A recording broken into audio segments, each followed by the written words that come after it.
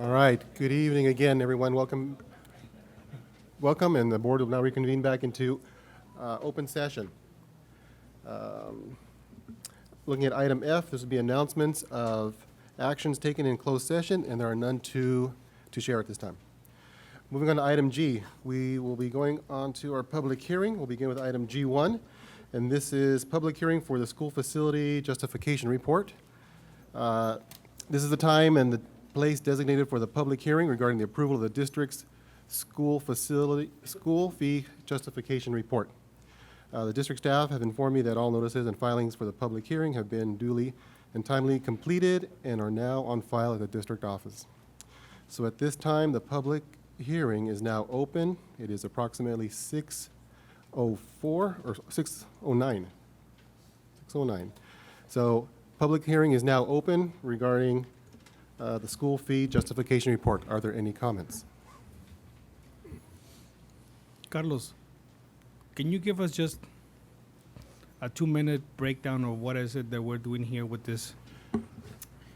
Yes, we'll have Mr. Vega give it. Yes, good evening, board trustees, everyone in attendance. We will have that opportunity when we get to the action item. This is just of the opening and closing of the public hearing, but we will allow comments when we get to that specific item under action. Are there any comments on this item at this time? Seeing none, we will now close the public hearing regarding the school fee justification report. It is approximately 6:10 p.m. We'll move on to item G2. This is a public hearing for the school facility needs analysis.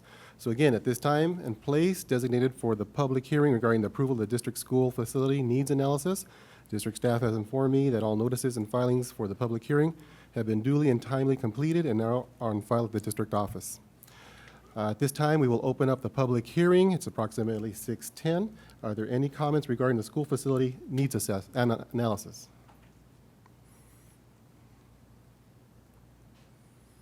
Seeing none, we will now close the public hearing, and again, it's approximately 6:11 p.m. Thank you. We'll move on to item H. This will be comments from the public, and the board will take any and all comments from the public related to items on the agenda or any other items of district business that are not on the agenda. And we'll begin with our first public comment from Mr. Will Slater.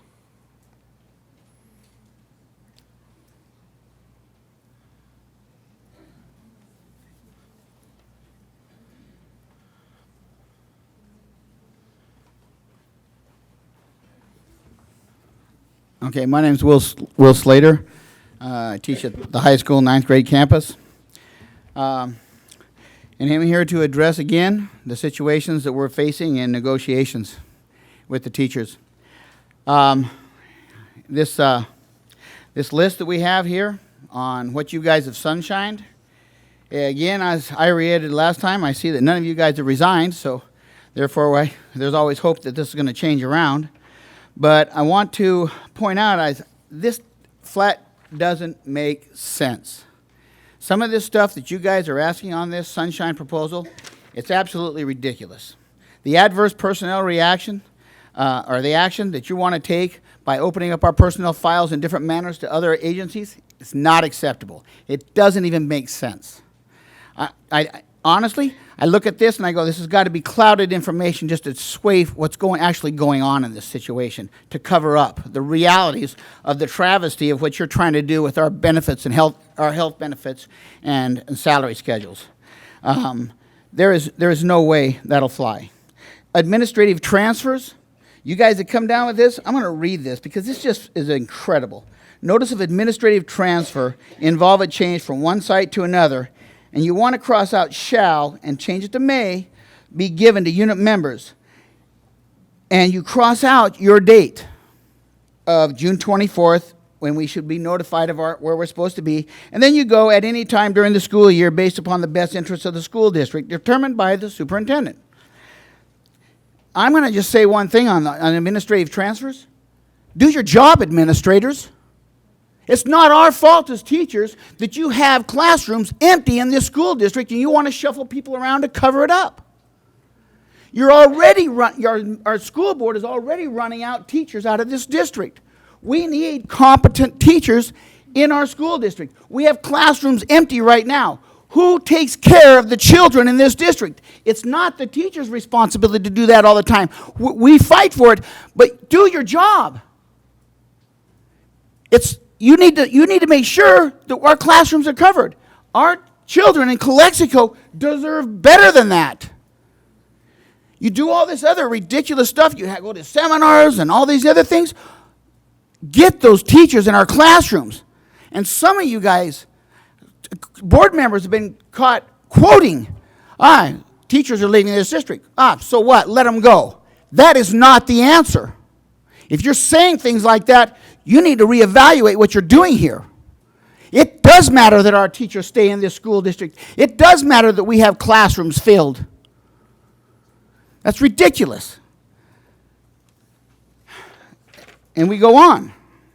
I mean, that transfer thing is just, it baffles me. I mean, how we start this. Is this a one-time thing? This has been on for several years now. We have 3 and 4 classrooms on my campus. How many district-wide? Mr. Slater, will you summarize for us, please? Yep, I'll summarize. The second thing, you want to take a look at that salary that you guys have looked at. You want us to go up to 2019, 2020 to settle this? That's illegal. We haven't even settled for 17 and 18. Where do you come up with proposals like this? We're not going to settle 2019, 2020 until we get the other 2 years done. And your proposal for 1%, again, like I reiterated last time I spoke up here, your 1% off schedule, keep it. I don't want it. It's an insult. You've got COLA, put it on the salary schedule. It's absolutely ridiculous. And your last thing on the bottom there, the 10%, $10,000 cap on our health benefits, you're cutting off previously negotiated monies. That stuff has already been negotiated years ago. How do you think you can go back and take away?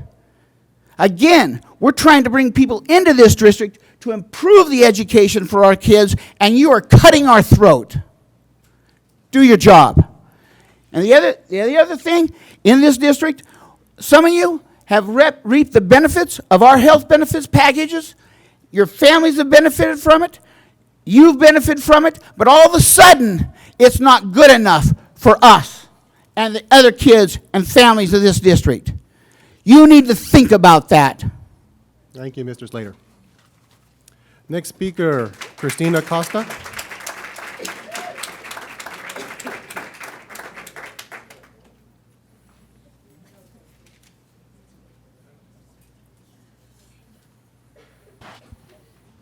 I need glasses now. I hate it. Good evening. My name is Christina Costa, and actually I'm here on behalf of my colleague, Mr. Deutsch. He's a 6th grade teacher at Jefferson. He wasn't able to be here, so I'm actually reading this letter on his behalf. Why do I deserve a raise? First off, I want to say this question is a very valid question in our time. We all want something because someone else has it. But in this case, I think we are very deserving of a raise.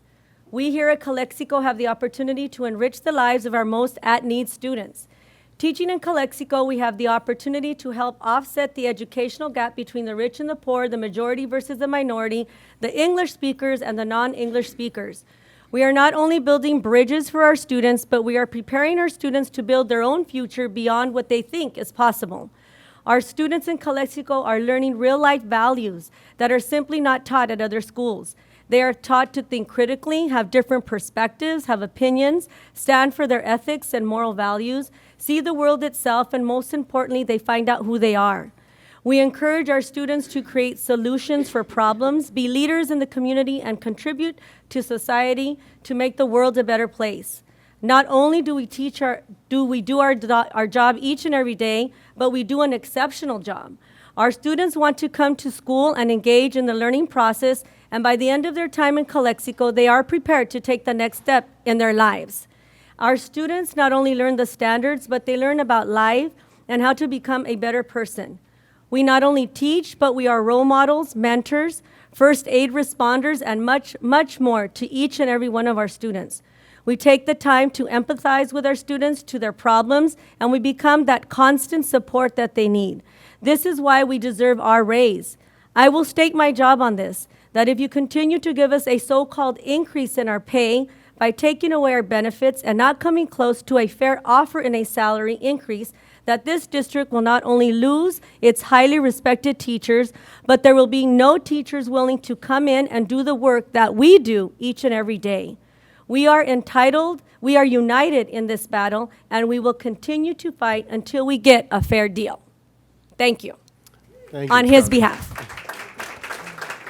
Thank you. Any other comments? All right, we'll move on to item I, and this would be our presentations, beginning with I-1, highest attendance for the first month, Maines Elementary School.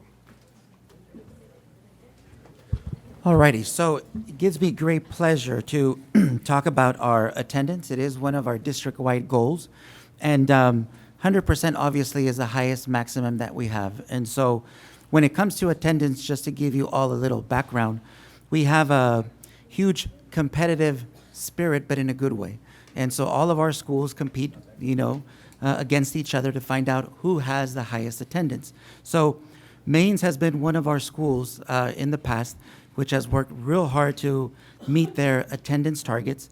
And so it gives me great pleasure, again, to let everyone know that our school with the highest attendance rate for month 1 in Calexico is Maines Elementary School. So let's give them a big round of applause.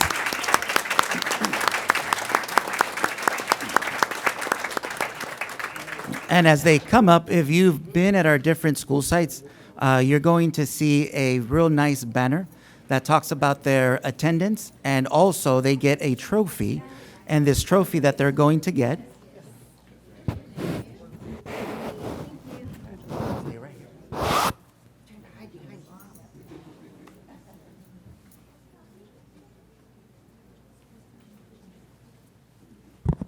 So the trophy that they get, if we can get it out of the box. Yes, they have seen it before. So this trophy, they get to present it proudly with all of their students, with the community. But again, to get 98.2% is extremely difficult. And what that does is it takes the whole staff working together to encourage all of our students to come on a daily basis. So with that, we're very proud of the efforts of all of our staff at Maines Elementary School, and let's give them a big round of applause again, please.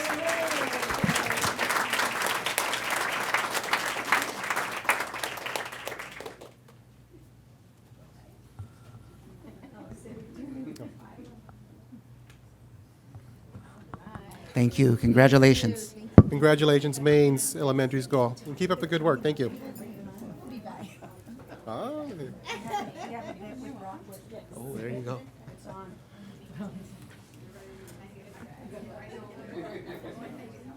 We'll continue with item I2. This will be our student representatives. And we'll begin with Aurora High School. Is Adi Wong here?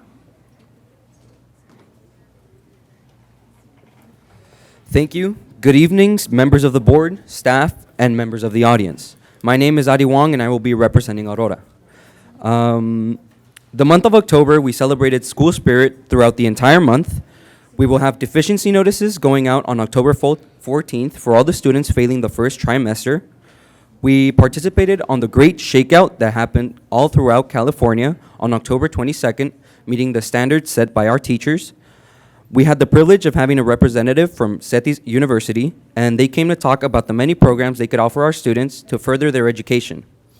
From the 28th to the 1st of November, we will be celebrating Halloween spirit and also celebrate Red Ribbon Week by giving out our bracelets to spread awareness. Thank you very much. Thank you, Adi. Calexico High School, Abigail Cepeda.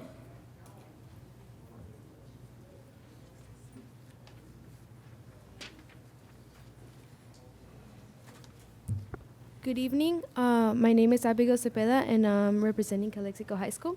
So in these few months of school, the ASB class has organized many activities for the whole school. So the first week of school, we had a pep rally to get everyone excited for this school year. Then the second week of September, we had a suicide prevention week to raise awareness. Throughout this week, we had various activities at the Varner Gym where students could go and be part of presentations and participate in activities. We also had posters throughout the school to spread awareness. Towards the end of September, we had our first club day. So during club day, various clubs can set up at the quad and sell or make games in order to raise money for their club. But it has to meet school guidelines. So this month, we kicked off FAFSA signups for all seniors. We had an assembly encouraging all seniors to sign up for financial aid and to reach our goal this year, which is of 90%. Then our ASB leadership class charity group, we organized the events Locks of Love, which is a nonprofit organization where students can fill out a permission slip and get their haircut to donate to this charity. Our homecoming group was also in charge of planning our homecoming dance, which was last Saturday. To go along with this dance, we also organized a spirit week leading up to the event. On the Friday before the dance, many sports and all the classes went on a parade with their own float. We passed through various elementaries and Enrique Camarena Junior High. It is always so nice to see all the kids getting excited for this parade. This week, we are currently having Red Ribbon Week to encourage students to not do drugs. Similarly to last week, this week we're having a Spirit Week as a way to spark fun and creativity among students. Yesterday, we had our Red Ribbon Week assembly where students learned more about the dangers of drugs, and overall, it was very informational. Students were also given wristbands that go hand in hand with this topic. Thank you. Thank you very much. We'll continue with the ninth grade academy. Kristen Noriega.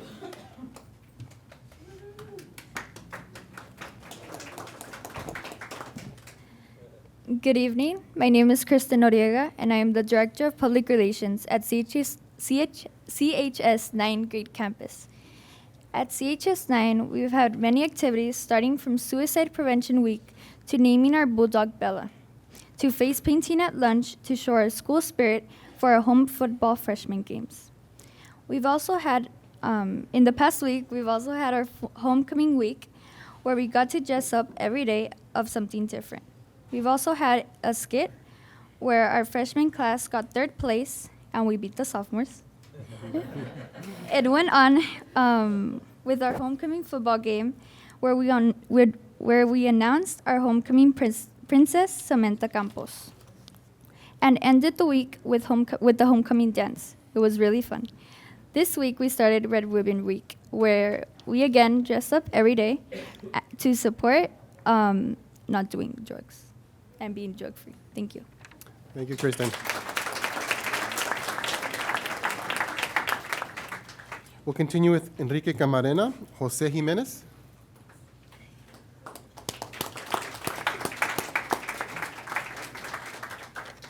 Thank you. Good evening. My name is Jose Jimenez, and I am Enrique Camarena Junior High's ASB president. The months of September had consisted of Higher Education Week. We celebrated going to college and education by dressing up. So on Wednesday, we did the theme Be on Track for Success.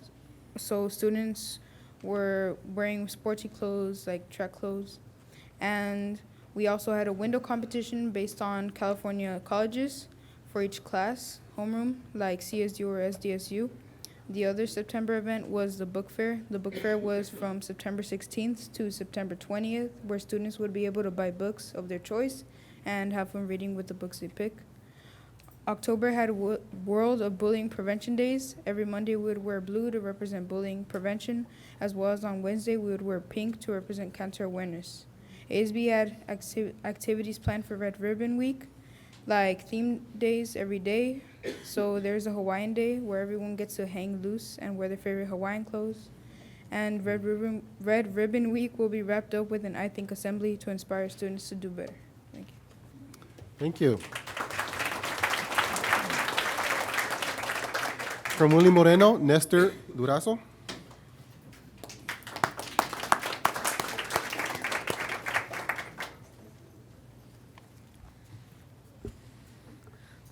Good evening. My name is Nestor Durazo, and I am the student representative for William Moreno. First, I'm gonna speak about the events for September, and which the first one was the back to school dance, where we welcome our 7th graders to the school and hope they have a great time. Next, we had our parent picnic, which the parents and students had the opportunity to introduce their parents to different kinds, like, I'm sorry.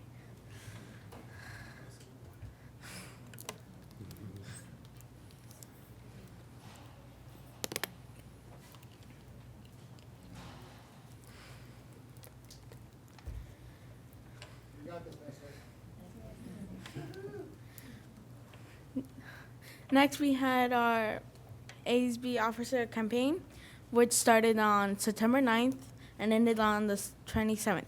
The winners were me, Nestor Durazo, for president, Kate Serrano for vice president, Mia Gamora for secretary, and Leila Rodriguez as treasurer. We had a Success Spirit Week from the 16th to the 20th. This concludes the events for September, and now I'm going to introduce you to the events for October. The first event was the noon activity, which we had on October 4th, where we had a donut on the string competition, where we would separate 8th graders and 7th graders to finish a donut in 1 minute, and whoever finished the most,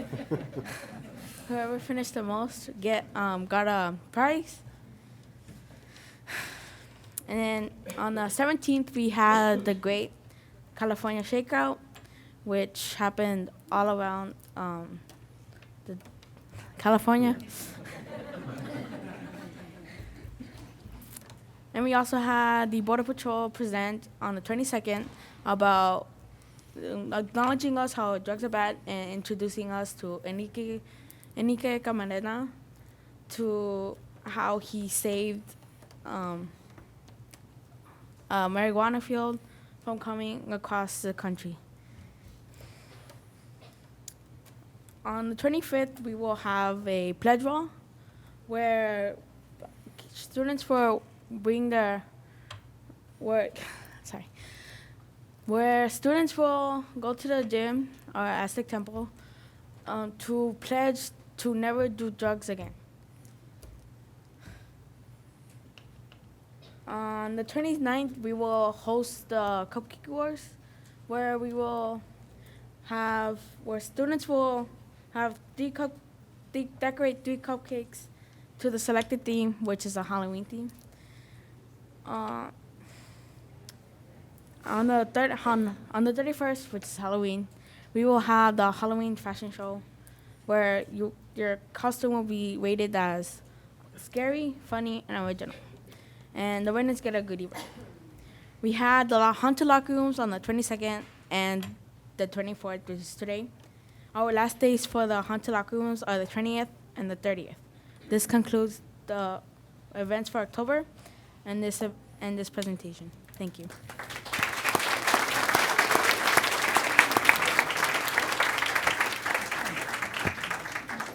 Very good. Thank you, Nestor. You did a good job. And thank you to all our student representatives for being here tonight, for being here and sharing what's happening on your campuses. Thank you.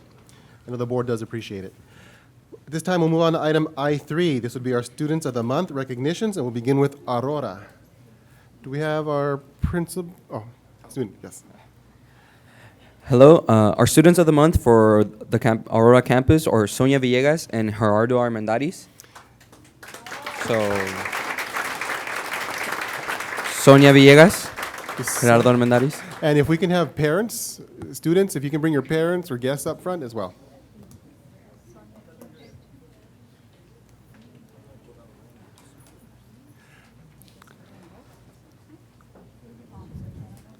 Sonia Villegas excels in English and spends her time after school in the Assets program. She enjoys painting and drawing. She wants to go to IVC and transfer to Sacramento to study dentistry. Gerardo Armendariz loves to spend time staying active and would love to thank his teachers for their constant support and plans to attend college to further his studies. He spends his time in ASB always helping others and plans on joining Circle of Friends. Oh, there's a picture. Picture.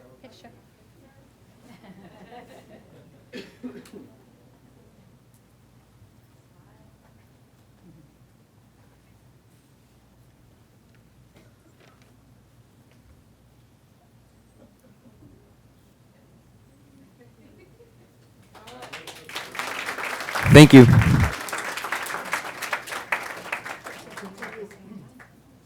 Let's continue with Calexico High School.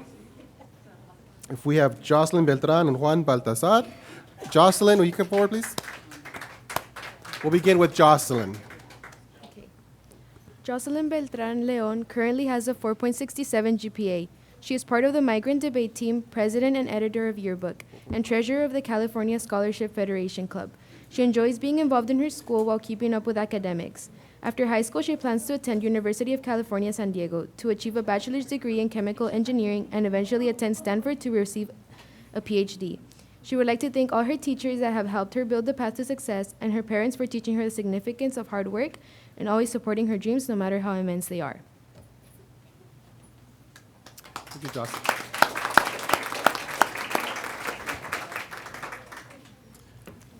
Juan Baltazar. Juan Baltazar is a senior at Calexico High School. His current GPA is a 4.5, but his overall GPA would be about a 4.3. He is a part of the school's robotics club since last year and has enjoyed every minute of it. Even though every day is presented with its challenges, each one of these challenges provides him with new knowledge to be able to solve problems that present themselves in the future. This process allowed him to develop a creative mindset and a problem-solving attitude. After he graduates high school, he plans to enter either the University of California, San Diego, University of California, Los Angeles, or Massachusetts Institute of Technology and earn a degree in chemistry.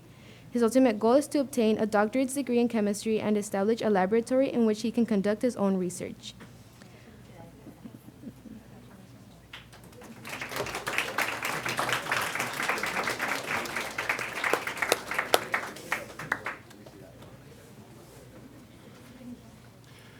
Calexico ninth grade campus.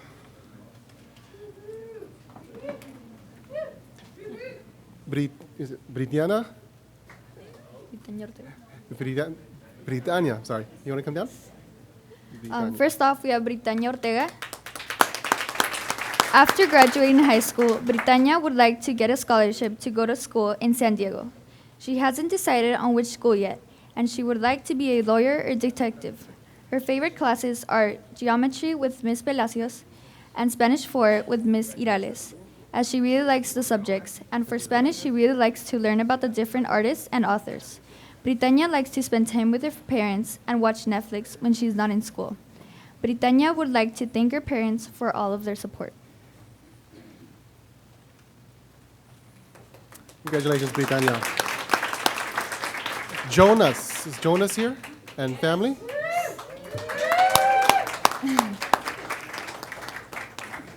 After graduating high school, Jonas would like to go to college to Cal Poly San Luis Obispo to study software engineering. Jonas' favorite classes are band and geometry and English. His favorite teachers are Miss Arellano, Mr. Gentry, and Miss Hernandez from PE. When he is not in school, Jonas likes to skateboard, play video games, and to draw. Jonas would like to thank his parents and family for their support and encouragement. Once again, congratulations, Jonas.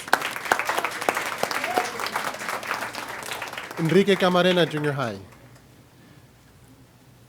Do we have Savannah? Savannah here? And family? Day. Our first student of the month is Savannah Arbayo. Savannah Arbayo is the son and daughter of Elizabeth and Gustavo Arbayo. Her hobbies are reading, baking, practicing photography, and in general being creative.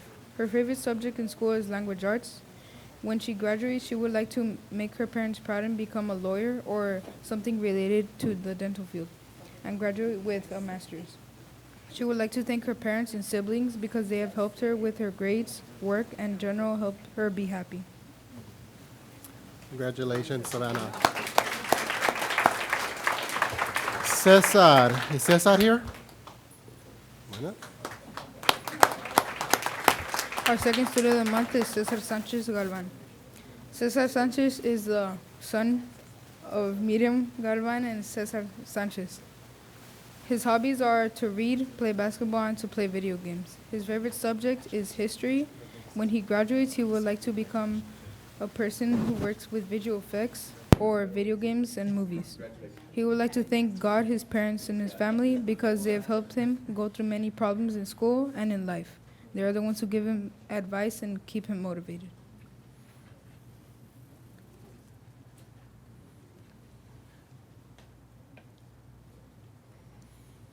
Once again, congratulations, Cesar. From Willie Moreno. Adamari? Is Adamari here? Sí, family?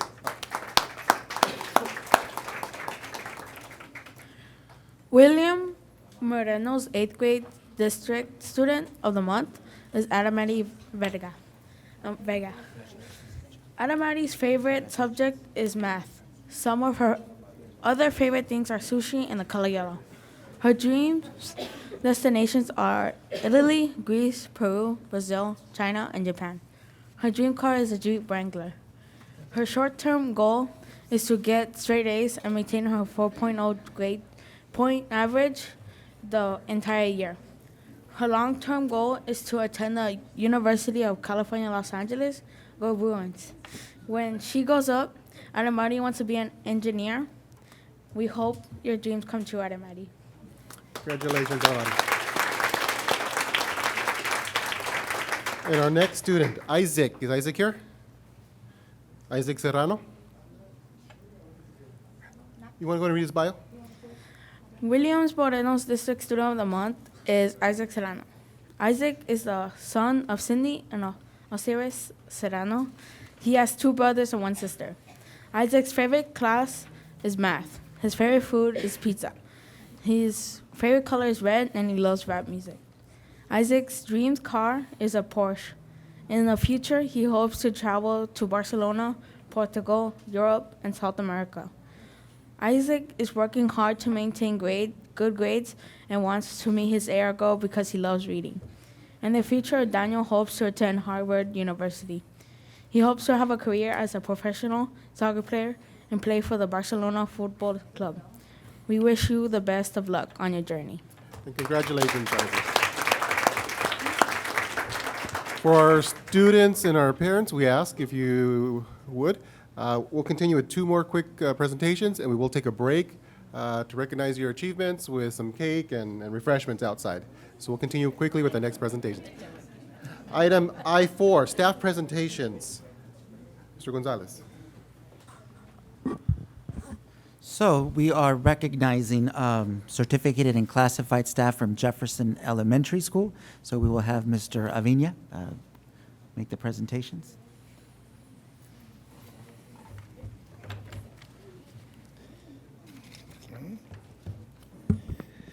Well, good evening, Board of Trustees and community members. It is my pleasure to introduce our classified employee of the month, Gerardo Izaguirre. Please come to the front, Mr. Izaguirre. Mr. Izaguirre has been a full-time custodian in our district for 3 years now, and he's a Calexico graduate. During his free time, he likes to go hiking and loves to grill. He can't wait for that carne asada. Mr. Izaguirre is very well liked by the staff at Jefferson because he's a very nice person and very respectful as well. On special occasions, he has brought flowers to the entire office staff, including myself. Occasionally, he takes goodies to the staff at the school just because. And he is a hard worker that pays attention to the smallest details. He takes pride in having his classrooms in tip-top shape, and his custodial card is impeccable. I can always count on Mr. Izaguirre for special assignments, such as preparing the cafeteria for special presentations in the evening, or assisting with evenings and events in the evening. Sorry, Mr. Izaguirre, from the bottom of my heart, I thank you for everything you do. You're an exceptional employee. Thank you. Students and teachers benefit from your hard work. Thank you very much.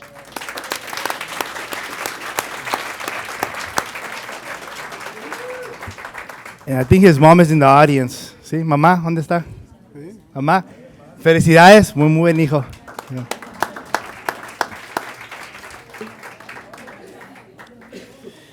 Okay, next. So again, good evening, Board of Trustees and community members. It is my pleasure to introduce our certificated employee of the month, Andrea Vasquez. Right here. Yeah. Please come to the front. Okay. Ms. Vasquez. Ms. Vasquez is our RSP teacher. She is a Calexico graduate from the class of 1990. She has been working, nobody's counting. She has been working in our district for about 21 years in total. She has been at Jefferson for 11 years, about 5 years at the junior high level, and about 5 years at the high school level. In her free time, she likes to go to the gym, go for a run, and enjoys going to church. Ms. Vasquez is well respected by all staff at Jefferson. I have seen how all of her students, parents like and respect Ms. Vasquez because they know that she truly cares for her kids. Ms. Vasquez is a reliable team player. She is very committed and passionate for the success of all her students and the whole school as well. She displays great enthusiasm in everything she does.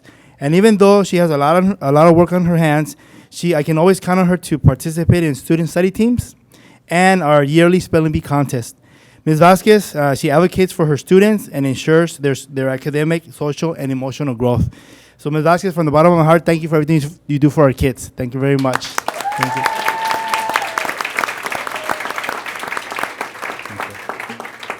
And that's it for this time. All right, thank you. I'll be back. Thank you, Mr. Avinia. We'll continue with one more presentation before we take our break, and this will be item I-5, Calexico Educational Foundation Teacher Mini Grant Presentation.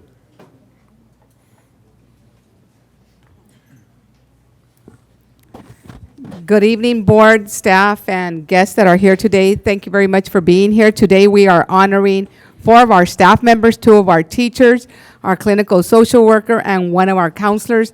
Last school year, they submitted an application, and they were selected to receive, and we'll tell you what they've already received, but we're going to honor them today. I'm going to introduce you to the president of the Calexico Education Foundation, is Ms. Valerie Cantu. Also, Mr. Mike Castillo is part of our board, so thank you, Valerie, for being here. Thank you, Hortensia, for taking over. Okay.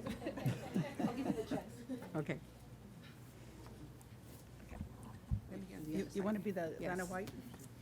Okay, Vanna White will introduce Eva Lara, who is receiving, where are you, Eva? Right here. Come on.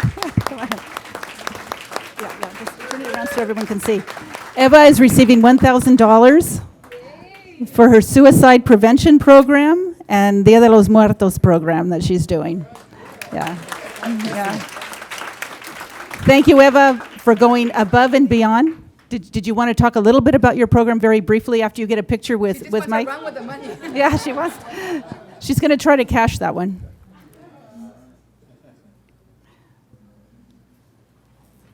These mini grants are designed for teachers who go above and beyond the normal day and actually devise a new program for their school, and it's something that generally cannot be funded through the school district because it's not part of the regular program. So they come up with these things, and then they have this grueling competition where everybody sends in their application to us, and then we go through, and it's very, very difficult to decide who actually is going to win this money. This year we gave out about $4,500 for mini grants. Actually, in all, for all of our programs and scholarships, we gave out almost $35,000 this last year. Okay, but Eva's not the only one. Guadalupe Espino.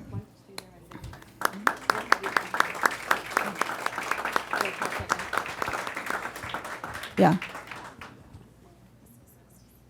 Guadalupe is receiving $1,000 for her Dia de los Muertos program, and she invites everybody to show up on the 1st of November. She'll talk a little bit more about that. And she's been doing this, it turns out, for many years. Maria Martija, kindergarten teacher. Where are you, Maria? $460 for a solar power mini car project. She's starting these guys off early. Thank you, Maria, for doing that. Samuel Gutierrez, are you here? Yeah. Oh, there he is. Okay. And he has his students with him. This is the Culinary Arts program at Dual School. Keeping everyone healthy and well informed. Thank you.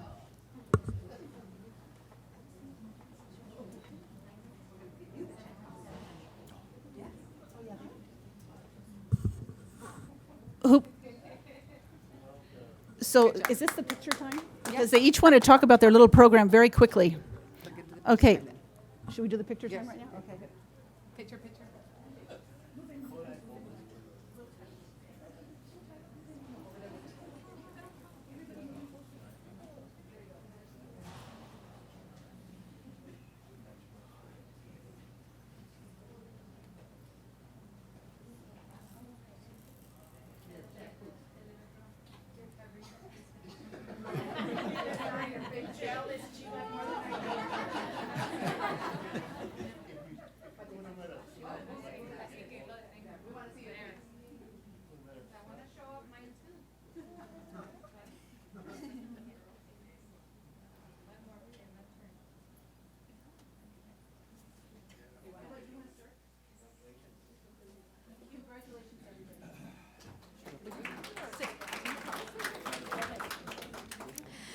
Good afternoon, everybody. Thank you so much for this great opportunity. I'm really happy and very pleased to have obtained this mini grant. I'm very excited with all the activities. Actually, I have spent part of the money already. More than she should have. Yes, Miss Armendariz can account for that. So, okay, in a nutshell, I'm using the money for activities for suicide prevention, for Mental Health Month, and for Dia de los Muertos. So, just briefly for suicide prevention, I had Suicide Prevention Week in all of the high school level high school level schools, and also at the junior high level schools. So activities included were not limited to having karaoke, having a poster contests, having a pledge to suicide prevention. I can't think of all of them right now, but it was a lot of activities. For Dia de los Muertos, I'm really excited. This is my 4th year. I've been working closely with Ms. Espino, who was also granted part of the grant. This is the 4th year I've done Dia de los Muertos, so to me it's very important, it's very personal to continue this Mexican tradition. It's really important. I consider it as a gift from my grandparents, and it was passed over to me, and I want to pass it over to my children, my family, and to all of the children here in Calexico. It's a beautiful Mexican heritage tradition, and I want to keep it alive. So basically what we're doing altares de muertos, concurso de altar de muertos, and we have a contest, and then we have a set of activities for the day of the celebration. In fact, we're going to have our celebration next Friday, November 1st, not this one, but the following week, where we will have Catrinas, Catrina contest, Calaveritas contest, and we're going to give a prize to the best altar. So for Mental Health Awareness Week, I'm also going to have many other activities, and that's it. Thank you very much. Ms. Espino?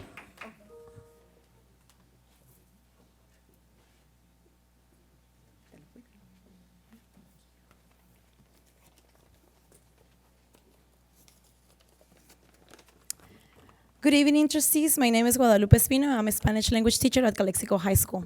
First and foremost, I would like to thank the Calexico Education Foundation for awarding a special project grant and giving our students the opportunity to create the Altar de Muertos. This grant will enhance the educational and cultural knowledge of our students by providing them with a hands-on project that engages them on the tradition, symbolism, and representation of the Mexican celebration, the Day of the Dead, or Dia de los Muertos.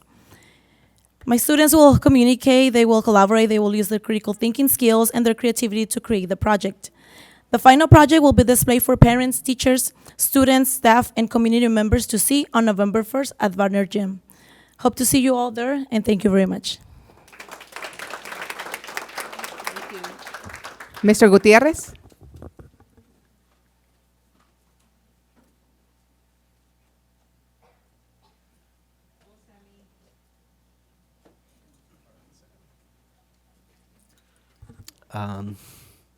Hi, everybody.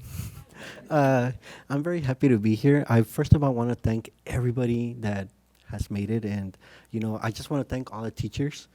Start off before I know Calexico Education Foundation. I'm very grateful for everything you have done and that you continue to do every year. But I want to really, really take a moment to thank teachers.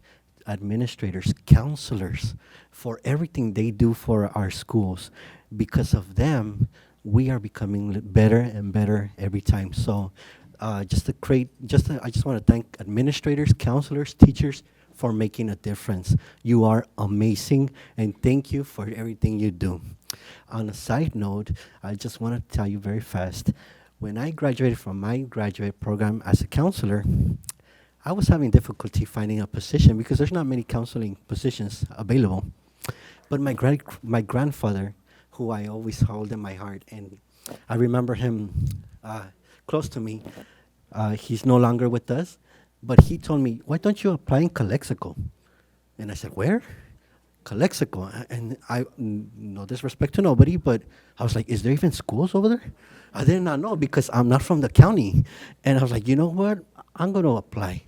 And when I got the opportunity, this has been a life-changing experience for me. Working for Calexico is the best place you can work for because we have amazing students. Our students are amazing, but also we have teachers, counselors, and administrators that make a difference every day. So thanks to all of you. But it's not about me. It's about our students. I brought two of our students today, Berenice and Melanie, because this is for our students. Culinary arts, we are the only school, dual elementary school, that promotes culinary arts for our students besides the high school. High school does amazing jobs, so we have partnered with them so we can make a reality of our students. Students don't necessarily need to go to college if that's what they don't want to do, but they could choose a different career path if that's what they want to do. Our job as educators is to facilitate that career path. Culinary arts makes it happen. But I also have a parent with me, and it's not about what I have to say, it's about their testimony. So, no further ado, Ms. Vargas.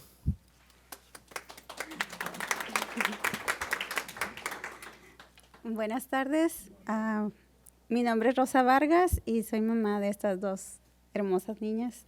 Una disculpa porque yo no hablo inglés, así que lo voy a decir en español. Pues estoy aquí más que nada para agradecer a las autoridades correspondientes quienes hayan autorizado este presupuesto para este proyecto, porque en lo personal como mamá, ¿qué beneficio puede tener? ¿Qué impacto puede tener para los niños estos proyectos que ha impulsado la Escuela DUL y sobre todo Mr. Sammy? Pues como mamá, yo veo en casa que hoy en día mis niñas han aprendido no nada más el arte culinario en sí, como tal, ¿verdad? Sino además a que todo tiene su tiempo, su momento. Un ejemplo, hoy en día los jóvenes están en un proceso de que todo es inmediato, ¿sí o no? Se tarda una página en descargar y están desesperados. Para llevar a cabo este proceso culinario, todo tiene su tiempo y su momento. Tienen que saber esperar el momento indicado para dar el siguiente paso. Ese es uno de tantos, como también el trabajo en equipo, que cada niño, cada actividad tiene... se delega la responsabilidad a cada persona para poder llevar a cabo este proyecto. Pues, ¿qué más puedo decir? Muchas gracias por apoyar este proyecto y gracias, Mr. Sam.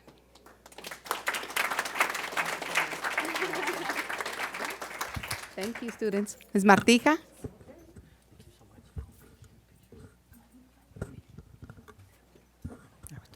Hello. I want to show you something that I'm just marveled with. It fits in the palm of my hand. It's the cutest little solar panel I have ever seen. Look at this.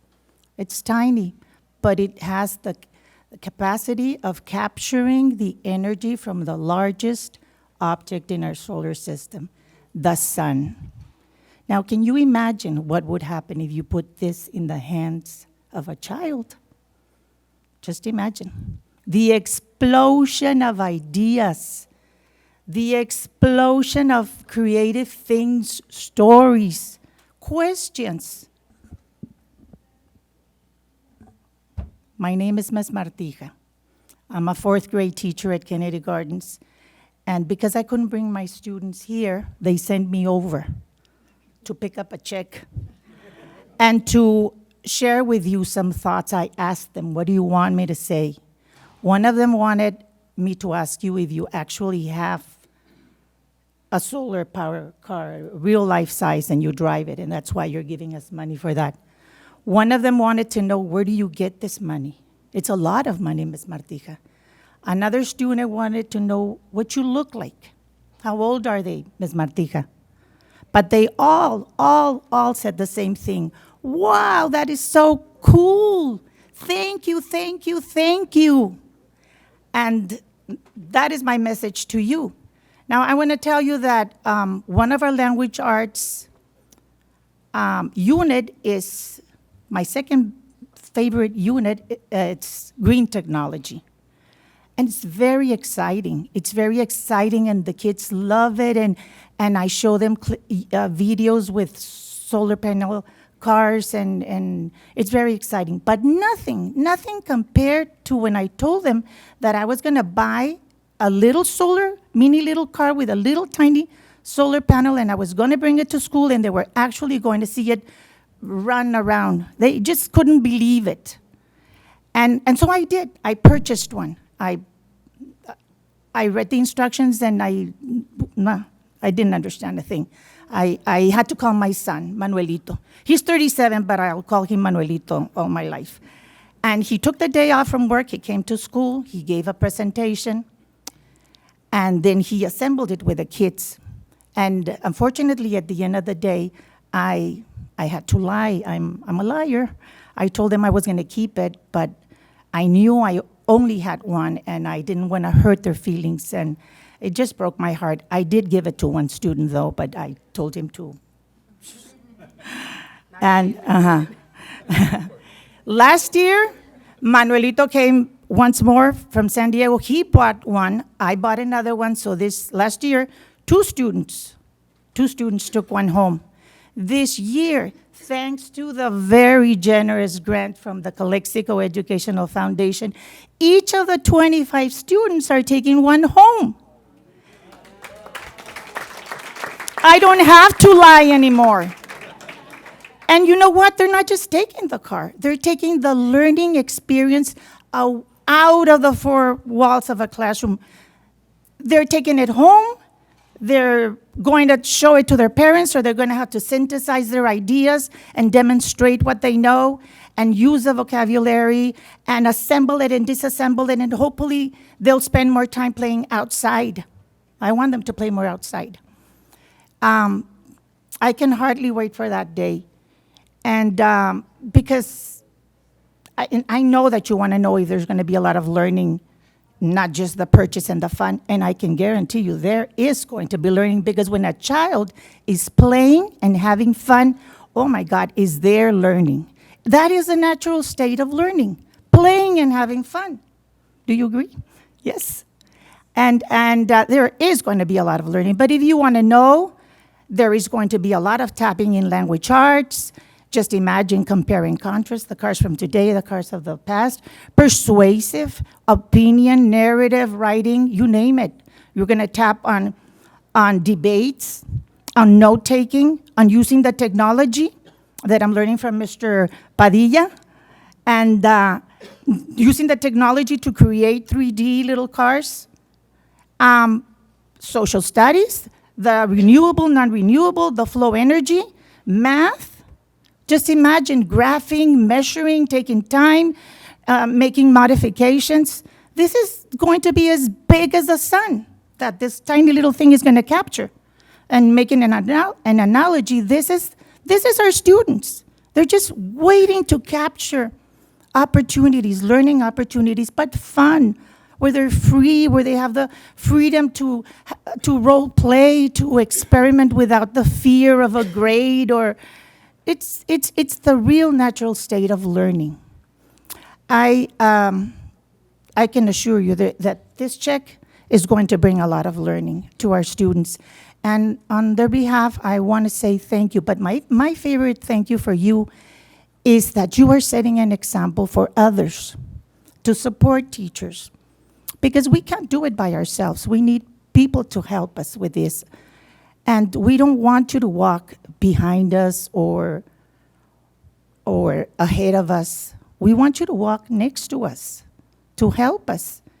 And my very, very special thank you for you is because you're sending a beautiful and a very strong message to our students. You're telling them that there is a community outside that cares for them, that will give them what they need to do other things.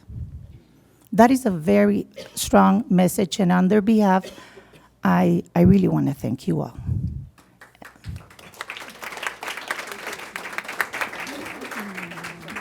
Give me my check. Yeah, it's already deposited in your school. Thank you, everyone. Thank you very much. So that's the Calexico Education Foundation. Thank you very much. Thank you. At this time, we'll go ahead and take about an 8-minute break for our students and guests. There are refreshments outside. Again, we'll take about an 8-minute break before we reconvene.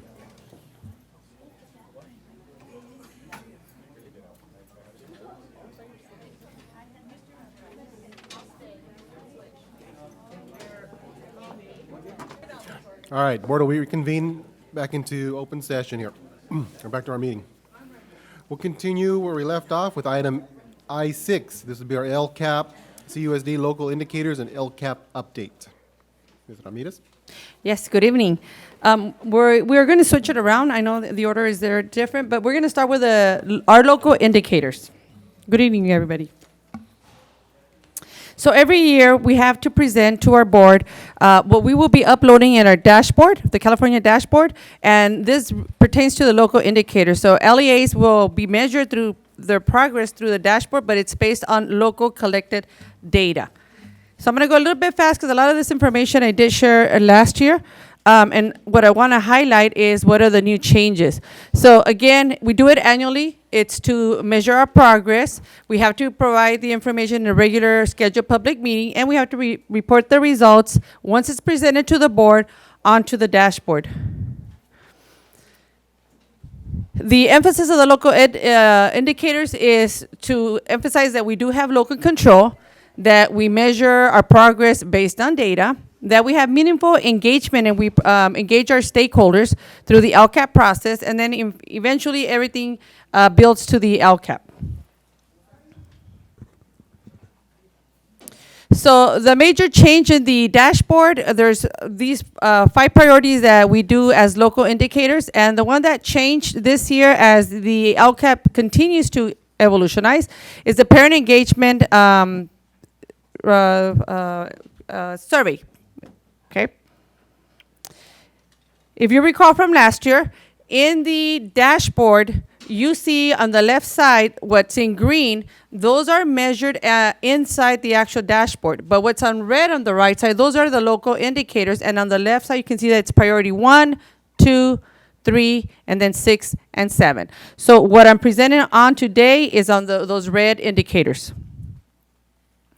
So when you go into the dashboard, the public gets to see these color-coded little circles for the state indicators. For example, our scores in our SBAC, this is how it comes out. Our chronic absenteeism, it comes out color-coded. And then we have the local indicators, and the way we are measured is, did we meet, not meet, or not met for 2 years, our local indicators. And basically what it is did we upload the information and present it to the board. So this is what it looks like on the dashboard. It changed from last year. On the top, you see how the state local indicators are color-coded. And then on the bottom, you see the local indicators. And those, all you see is the little red button that says standard met. How come it doesn't show when I put it there? What's standard met? So again, it's done annually. We have to report it to the public through a public meeting, which is our board meeting. And then we have to upload all this information prior to November 1st. So for the fall 2019, all this information that I'm sharing with you, I have to upload into the system, which is the dashboard. So these are the 3 performance level. And the way you meet the performance is just by looking at the data, disaggregating it, presenting it, and uploading it. So the first priority is our basics priority, and this has to do with appropriate assignment of teachers, our curriculum aligned instructional materials, and do we have safe, clean, and functional school facilities. So this is what it looked like in 2018-19. Last year, we had one misassignment or one vacancy, and it was at the high school level. The next one says how many of our students are without access to instructional materials. So we put 0 because through our textbook sufficiency, every student has a textbook. And then through our Williams visit and our FIT tool, we had 147 deficiencies last year. This year, for the misassignments or vacancies, these are the current vacancies that we had at the beginning of the school year. There are 2 vacant positions at Calexico High School, 1 vacant position at Blanche Charles, 1 vacant position at Jefferson, and 1 at Rockwood.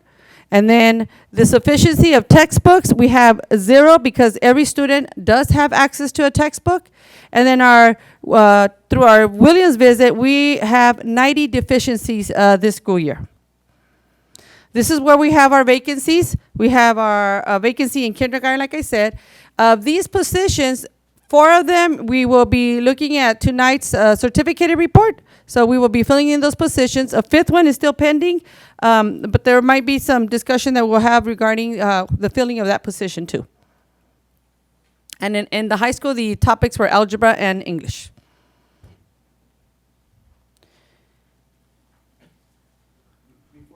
Yes. Yes, we're going to show them right now. Yeah, we're going to and explain which ones they are. Okay?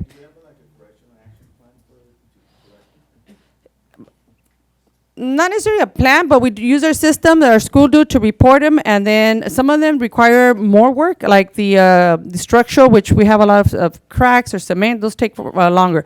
Others were replacing tiles, so our MNO has a list of all of the orders that we have to do, and so throughout the year we have to fix them because we will have a spring visit where they're going to come back and check. So our goal, yes, our goal is to have them completed by spring.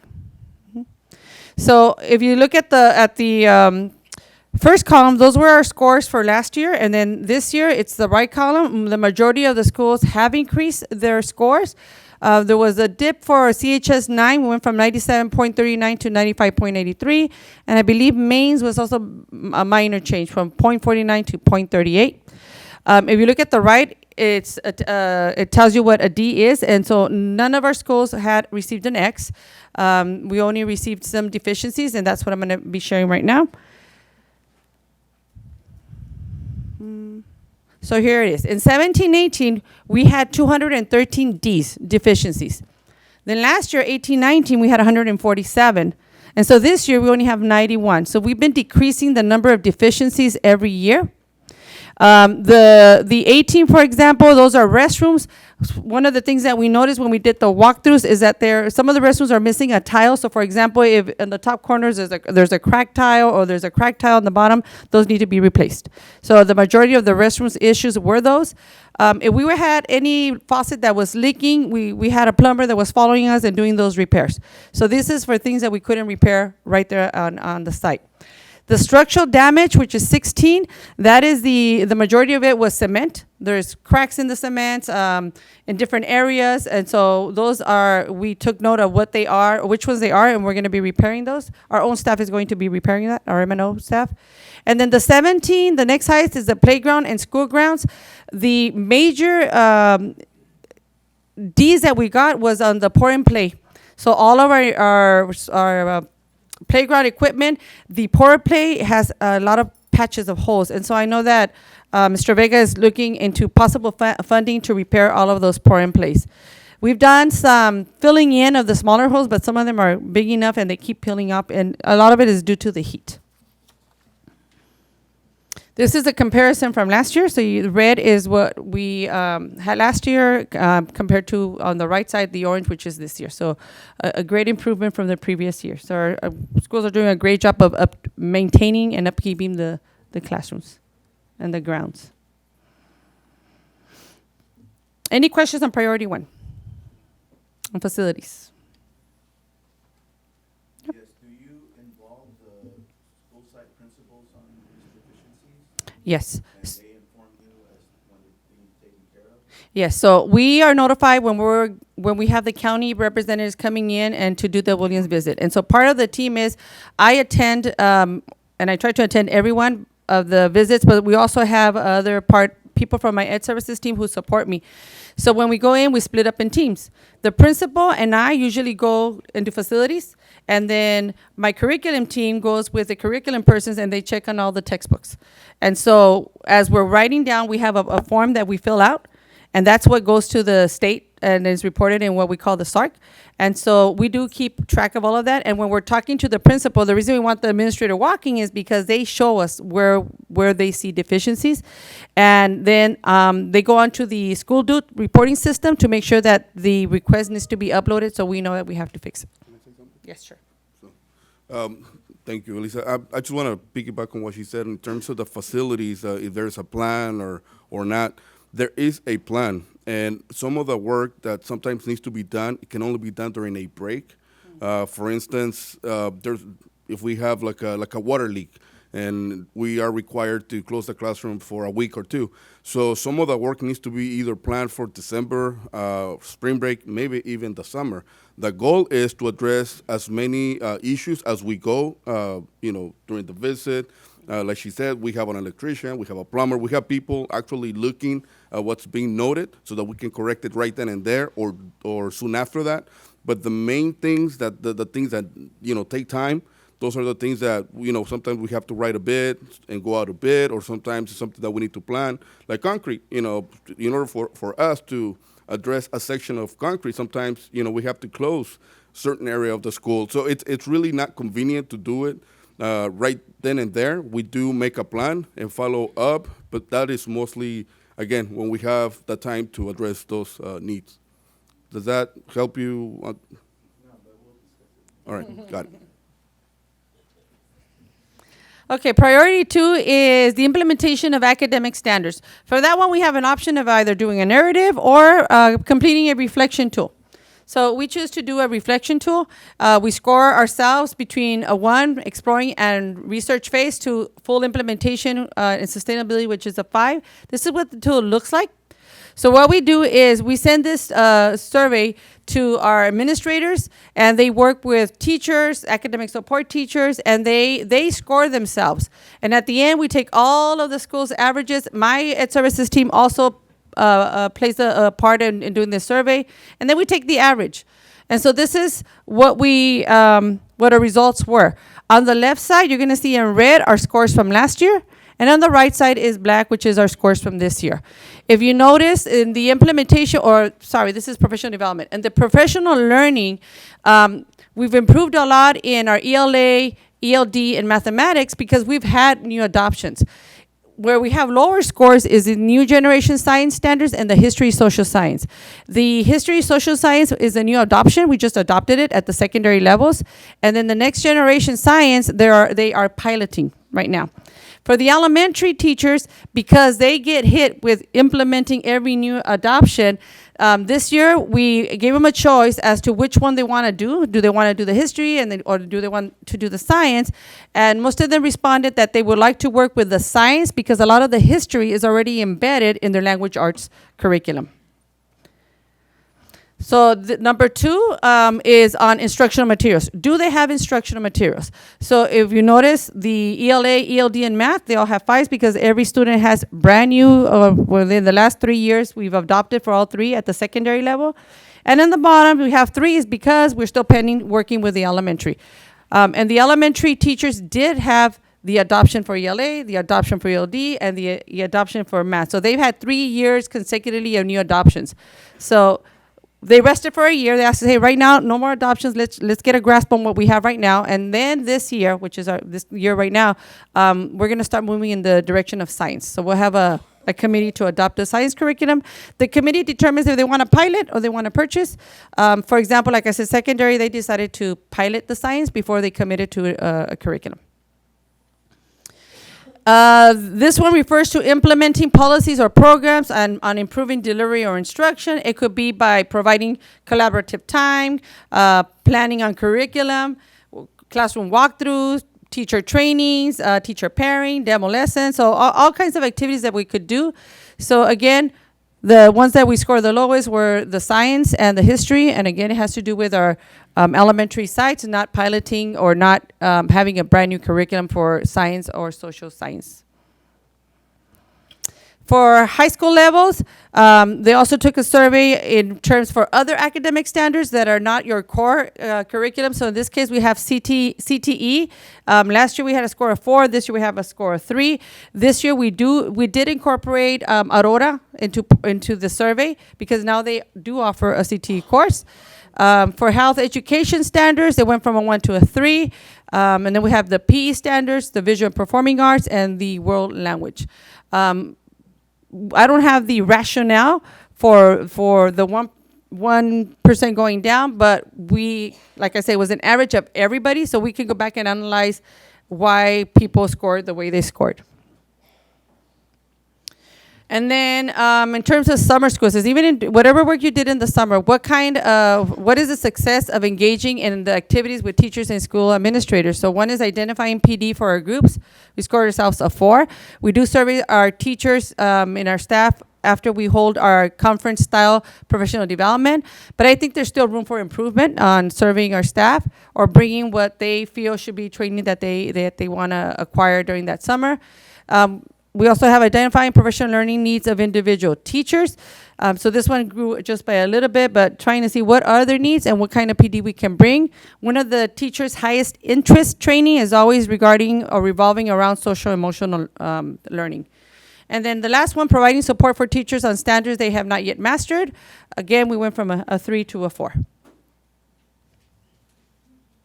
And this is just a wording that I add into the dashboard regarding what are our goals as the district. And so we've established these goals in the past 2 years, which is to ensure that our students are critical thinkers, that they know how to problem solve, that they have the ability to apply any knowledge learned across different disciplines, that they have a growth mindset. And embedded in that is our AVID strategies in our technology. We continue to work on district assessments. Over the summer, teachers met to do some curriculum planning. We continue to bring training on newly adopted curriculum. As you know, we still have the science and the social studies to work on. We continue to do our professional development in a conference style to ensure that there's choice for our teachers. We also send teachers on pre-approved workshops that they want to attend on different content areas. Teachers also meet as grade levels at their sites, and then we have the classroom observations and surveys that we establish throughout the year. Any questions on priority 2? Okay, priority 3. In the past, we had the choice of doing option 1, which is a survey, which is what we were doing for the past 3, 4, 5 years, or a summary. And then this year, just recently, we were made aware of the new self-reflection tool. And so not every district is implementing it because the way it should be done is we're supposed to give this to our parents. But it was so late in the year that a lot of people had already done the surveys. Like in our case, we did the surveys, which is what we had done in the past. And so the purpose of the new self-reflection tool, similar to the ones we just saw on academic standards, is to be able to build relationships with our families, to improve our student outcomes, and to seek input from them for decision making. So in this tool, what we did is we looked at the surveys that we already have. So and we'll see data right now in the surveys, but we gave the California parent survey, which is partnered with the Healthy Kids survey. We have a staff survey, a parent survey, and then a student survey. And then we do a local survey, okay, that we give during either back to school night or open house. And we met as a team, as an Ed Services team. We looked at all the data from all the reports, and that's how we established these scores. So these scores are not coming directly from parents. What we did is we looked at the parent input through the surveys to score ourselves. Our plan next year is to actually have our parents do the self-reflection. But the first one is talking about developing capacity of staff, teachers, and classified staff to build trusting and respectful relationship with families. So we score ourselves a 4. The LEA's progress in welcoming environments for our families in the community. Rating the progress that we do in supporting staff to learn about each family's strengths, cultures, languages, and goals for the children. And then developing multiple opportunities for us to engage the two-way communication between our families. And that one we score ourselves a little higher, we put a 5, because we do all kinds of things to communicate with parents through social media, we just adopted the new Remind app compared to the outdated system that we had. So I think we're doing a much better job at communicating with our parents. We still need to work on our professional development for them.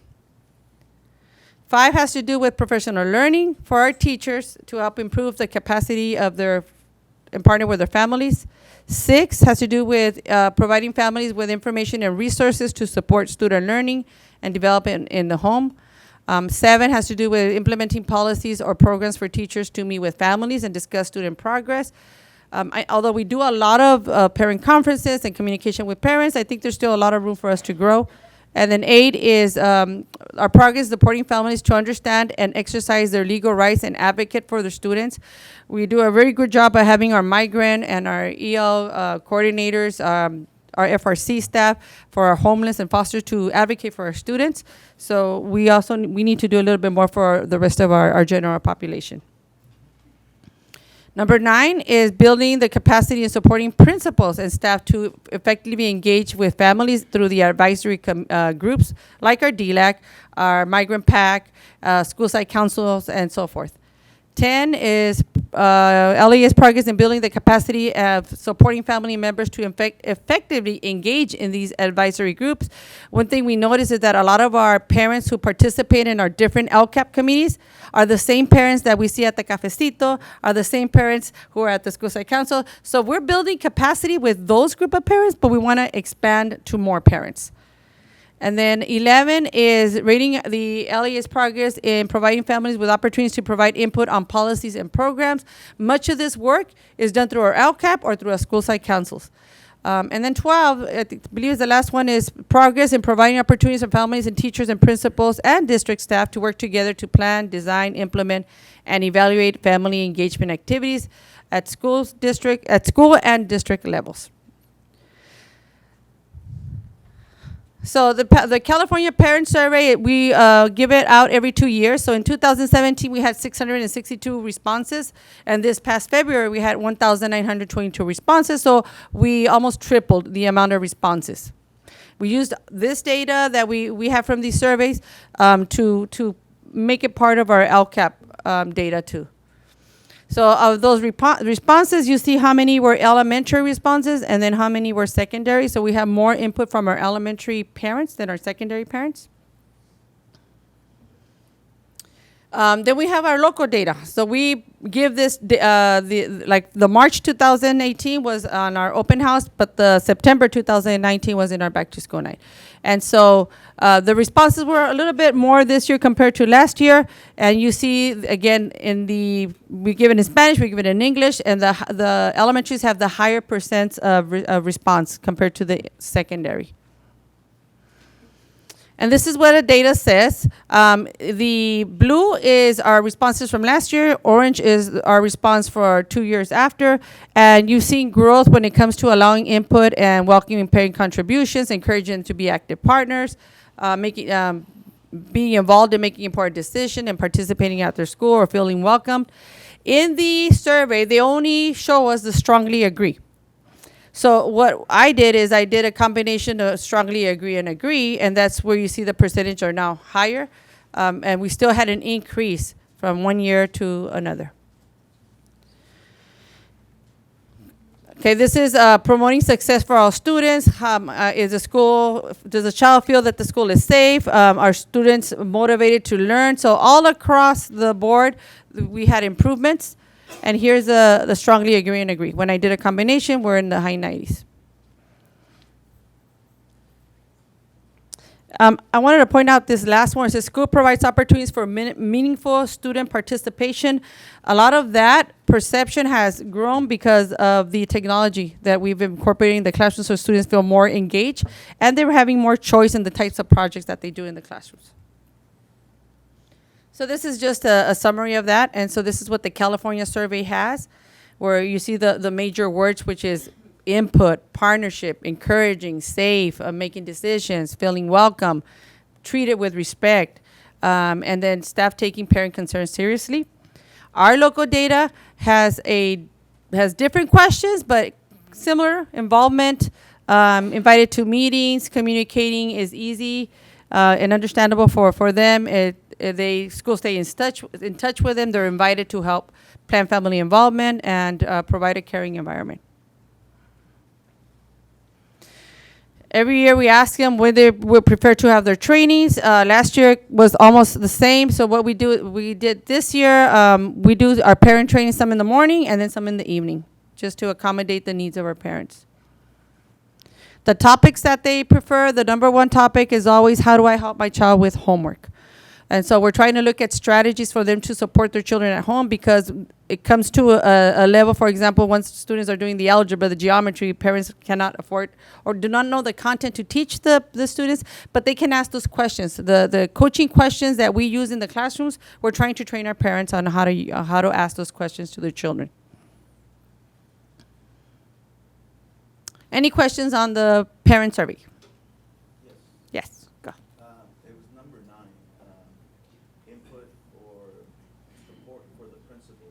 Give us some examples of what you're doing to support the principals with or improving the parent involvement. In the parent involvement, well, one of the things is we support our principals when it comes to the school site council. We either our projects and curriculum projects and director usually goes in either makes presentations for our school site council or provide a PowerPoint for our principals to educate their school site council, or sometimes we invite them here as a district and they bring leads here. Our principals also go through different trainings themselves when it comes, for example, to PBIS trainings, so that they can then go back to their sites to create that inviting culture or environment for our students. Sometimes the principals tell us what trainings they want to send their staff or their their assistant principals, for example, to be able to support parents. So it's just different. We don't have like a set plan, but we have different kinds of activities for them. Yeah, and we still have to work in establishing more communication. So through our attendance, through our assemblies, we try to encourage our parents to come, and we take advantage of those opportunities when they're there to educate them. 6 is school climate. Okay, and so this is the California Healthy Kids Survey. It's also given every 2 years, and it's given to specific grade spans. So in K-5, it's given to 5th grade. 6-8, it's given to 7th grade, and then 9-12, it's given to 9th and 11th graders. In February 2017, we had 2,498 responses. Compared to February, we had 2,409 responses. And then you see the number of responses for 5th graders, and then the number for our 7th, 9th, and 11th students. NT is our non-traditional, so that would be our Aurora school. So when the students were asked in 5th grade questions regarding school engagement and supports, for example, how connected they feel with school, what is their academic motivation, caring relationships, high expectations. If you look at the blue compared to the orange, students are now feeling more that they're more connected with school, that they have high expectations are expected of them.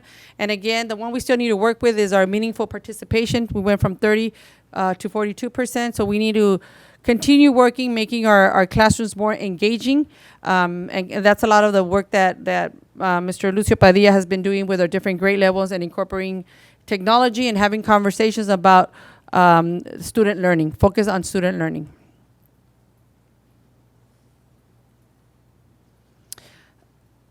This is our 7th grade scores. So you can see the same questions. And look at the meaningful participation at the 7th grade level. It went from 19% to 76%. There's a huge growth there. So 2 years ago, when we saw our data, we started having those conversations. What do we have to do? We shared this data with the principals 2 years ago, and then this year we already started sharing data. The Healthy Kids Survey is impacted with data. I mean, there's so much data, I wouldn't be able to present all of it in one night, but it's good data that we disaggregate, and our academic support teachers were also disaggregating and presenting to our staff at the beginning of the year. This is our 9th grade data. So if we look at the last one, meaningful participation, we had a 14% perception from students that participation was meaningful, and this year it went up to 33%. Academic motivation almost doubled from 40 to 77%. Caring adult relationships doubled. High expectations almost doubled. This is the 11th grade. So meaningful participation went from 10 to 29, almost tripled. High expectations doubled. Caring relationships doubled. And academic motivation exceeded more than 50%. And here is our non-traditional schools. So this will be Aurora High School. Academic motivation doubled. The truancy more than a few times. Our truancy went down from 28% to 19%. Caring relationships went from 34 to 57. High expectations went up. And then look at meaningful participation. So the culture that the schools started to establish is what shows these increases. School safety, there's questions on safety. So this is the 5th grade. When they ask how safe do they feel at school, we actually had a decline from 81 to 79%. If they've been hit or pushed, there was 1% higher compared to the previous year. Mean rumors spread about you went higher. Call bad names or jokes went higher. And then saw a weapon at school, 1% more. So then we know that although we've invested a lot of our efforts in keeping our students safe and all these safety programs that we've been bringing, we still need to continue to do more work. And the way we're addressing some of these needs, it's not so much the physical safety of having, for example, the raptor, the catapult, and all of that. Now it's more about the social emotional safety of the students. This is the 7th grade. So school perceived as safe went down. Experienced bullying went up. Mean rumors spread went up. Been afraid of being beaten up went up. Been in a physical fight stayed the same. Saw a weapon on campus went down. And when we say they saw a weapon, it doesn't specify what a weapon is. So every student has their own idea what a weapon is. The 9th grade campus, okay, went down on the perception of a safe school. Experienced harassment, bullying went down. Mean rumor spread went down. Been afraid of being beaten up went up by 6%. Been in a physical fight went down, and seeing a weapon went up by 2%. And this is our, or did I skip one? There's our 11th graders. So there's less harassment, less rumors, less fear of being beaten up, but yet the perception that a school is safe still went down. Less weapons. And this is our non-traditional schools, which is Aurora. So school perceived as safe went up, and there's less harassment or bullying. This is the perception of the students that took the survey. Less rumors, less. They're not afraid of being beaten up compared to the previous years. Physical fights went down to 9%, and seen a weapon went from 21 to 6%. So we know that the governing board and the district safety committee has been a great advocate for student safety, and we make it our priority. And so we continue to meet, we continue to look at data, and we work with our police department and our fire department to make sure that we are doing the best that we can in improving student safety. We have an SRO. I know we've been trying to get a second SRO. We have plenty of campus security, and we have many noon duty aides supporting us at the elementary sites. And again, that's just a list of things that we've done in the past. The only newest one here would be the ALICE program, where we're in the initial phase. And again, this is a nationally recognized program that has a proactive set of responses to any intruder that comes into our campuses. We had 19 of our staff. The majority were our administrators. We had a couple of teachers that they become ALICE trainers. So then they will be supporting us in the effort of training our own staff on the ALICE procedures or program. Ramirez, Yes. did staff participate in the Sandy Hook as well? Yes. Mhm. And that's going to be part of my safety, but I didn't include it here because I did this before we went. But we approved the Sandy Hook MOU, and part of the training was to do a threat assessment. And I'll talk a little bit more on my safety update, but what it is it's how to be proactive and identify a threat before it escalates. So they went through a series of tools and a training, and we sent every single administrator, every single counselor, and every single psychologist, aside from a teacher or two lead teachers from a site. And they took us through some steps and how to identify a threat as being substantive or seriously substantive or just transient. And they provided some forms and tools to follow when we're doing investigations. And this is for any threat. So they even talked about students fighting. It's a threat because we need to find out, was it transient? Was it a one-time incident? Is there a history behind it? Do students have a record or a history, a behavior history of getting into fights? So we have a series of tools that we are going to begin using at the site levels. Do our psychologists do threat assessments, or are we trying to do more of those within the district? It's a different kind of threat assessment. The Sandy Hook threat assessment is to be preventive. Within the program, if it escalates and we have a serious substantive threat, that's when the other threat assessment comes, which is when it's a long process and we have tons of questions to determine if the threat is substantiated or not. But our own psychs are doing that? Yes, it's our psychologists. Yes, they're the ones who have been trained to do the threat assessments that are. We're trying to differentiate the difference between the two because one is a threat assessment, but it's kind of a pre-assessment, but the other one is the official threat assessment. Yeah. Any questions on the priority on school climate?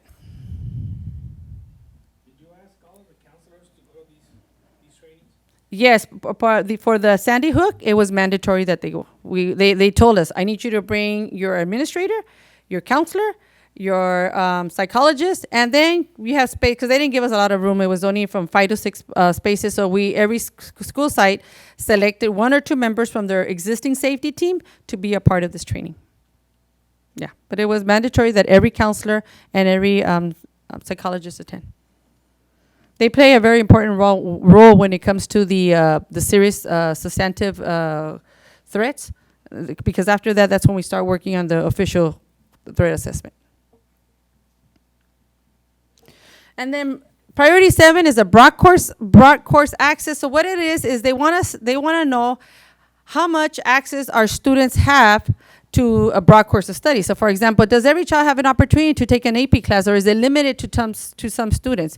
Do students have a choice of if they want to take the biological sciences, or do they want to go to the agricultural sciences? So they even measure us on this. And again, this is done through principals meeting with their teachers and coming up with a plan. Then they share that with us, and then we upload this information. So it's identifying the local measures that we use, summarizing our results, what are our barriers and how we're going to work with them, and then informing the development on the LCAP. So the first one is identifying, okay, how are you tracking which students have access? So this is the response for the high school. They use Synergy. They use Naviance to track students onto the courses. And of course, we have the master schedule. They develop 4-year plans. Our special education students have an individual learning plan. Our migrant students have an individual learning plan. And now we're looking into doing individual learning plans for some of our English learners that are not being successful. Our students with exceptional needs are provided with additional support. And then they have different course offerings through the IEP, but we also try to mainstream it as much as possible. In the past year, the high school has added more CTE courses, AP courses, and elective sections. CHS has also increased sections of AP history, AP psychology, AP chemistry, AP computer science, and physics. In the past, there used to be a prerequisites to join AP, and now it's open to any student. Any student who wants to take an AP class, they can just sign up for it. We've also increased our AVID sections. We've opened more elective courses for physical education, such as mobility and stretching, team sports, unified physical education, and our journalism courses. CHS has also improved existing CTE courses, like our Navy cadets. We have the entrepreneurship, which is a brand new program. Our auto shop classes, we've been building it up from not having any equipment to now they're getting a lot of digital equipment. And Aurora just added their advanced fire science, which is the second year of the fire science. They had the year 1 last year. And then the high school now has a CTE facilitator that is assisting with CTE teachers, and we're trying to align our CTE courses to ensure that our students are completing the pathway. In regards to access here at the high school, students still have waivers for their SAT or PSAT? Yes, that's part of the LCAP. Under the LCAP, we fund every student's PSAT and SAT. In fact, the high school just had, was it a week ago, 2 weeks ago? Yeah, so we gave the PSAT to 9th, 10th, and 11th? No. What was it? Is it the 10th or? 10th graders. But our goal is to give it to every single student, and it's free. And what the high school is trying to do is bring the test over to our campus instead of having to send our students to IBC, for example, to take the SAT. So our goal is to eventually have all of our students take the SAT, whether they know if they're going to pursue the career path or the college path. So every student will take the SAT, every senior, right? And again, it's access to all. That doesn't mean that we're saying they're all going to college because, like I said, some want to do the career path, but we're just making sure that every student has access to it, just like FAFSA. Our push for every student to complete FAFSA is they say, well, I don't qualify. So we have those conversations. Well, neither did I, but I still did it, and my child got free grant money, not financial aid, but grants. So if you want grants, scholarships, you need to be able to fill your FAFSA. So it's a matter of educating our students and our parents. At the junior high, they use Synergy to attract students. I mean, we're more limited at the junior highs because of the size of the schools, but they look at teacher credentials and they review what are the possible courses to be offered. So, for example, some of us are under the impression that to teach a STEM class, that you have to have a biology credential, and it's not a biology credential. In order to do a STEM class, you have to have a math credential. And so what we're doing is, if we have a teacher who has a math and a core class and a support class, we are trying to convert some of the support classes to STEM classes to give them access to STEM topics. Students also submit an application, a survey of what elective courses they would like to see, and that's how the schools determine which electives they're offering. Aside from content courses, the junior highs also offer both sides, the AVID Excel, honors classes, STEM, STEAM, MESA, advanced 7th grade math, Algebra 1, ASB, band, and computers. Okay, and I believe Kiki Camarena offers Spanish and journalism. For students with exceptional needs, case managers review their assessment data, develop student schedules, recommendations, and students offer access to a variety of courses such as technology, AVID Excel, STEM, STEAM, ASB, band, Spanish, journalism, etc. At the elementary, well, we already know what the pre courses are. So for every student has to take the English language arts, their math, social science, PE, ELD, and RTI. And band is provided to 5th and 6th graders who are interested, because it's based on interest. I know what schools are trying to do right now is, with the extra funding that they had for band, is providing a little bit more experience to the lower grades, like 4th grade. Students also are receiving AVID methodologies and college and career pathway lessons. And then we have different kinds of PBIS programs, such as the Leader in Me, Character Education, 7 Habits, and so forth. We also have, through our intervention programs, we have different programs that we're using, such as Accelerated Reader, Accelerated Math, ClassWorks, English in a Flash, ST Math, and iRead. Every school has different programs that they use. It doesn't mean that one school uses everything. And then a variety of academic programs are provided for students based on the goals and objectives written in the student's IEP. This is for our students with exceptional needs. And then all students are supported beyond the school day through our after-school programs, our migrant extended days, our after-school enrichment classes, and our Saturday academies. This one is a little bit more difficult to work with elementary because it's, small schools and so many minutes that we have to fit all their skills. Self-reflection tool, this is still part of the same thing. The question is, they had to summarize the extent all students have access. And so here I combined the high school and the junior high school and the elementary. A lot of it is the same thing that I just mentioned. It's just repeated. So we have, for example, the high school, they have the CTE elective fair. High school students are presented with potential course offerings. Counselors create a student interest list. I know that Ms. Williams is interested on having every 9th grader do the strategies for success. And then through the county, through the workforce grant, there's a curriculum, and I can't think of it, but it has to do something with bridges. We were just informed. It's a program on college and career awareness.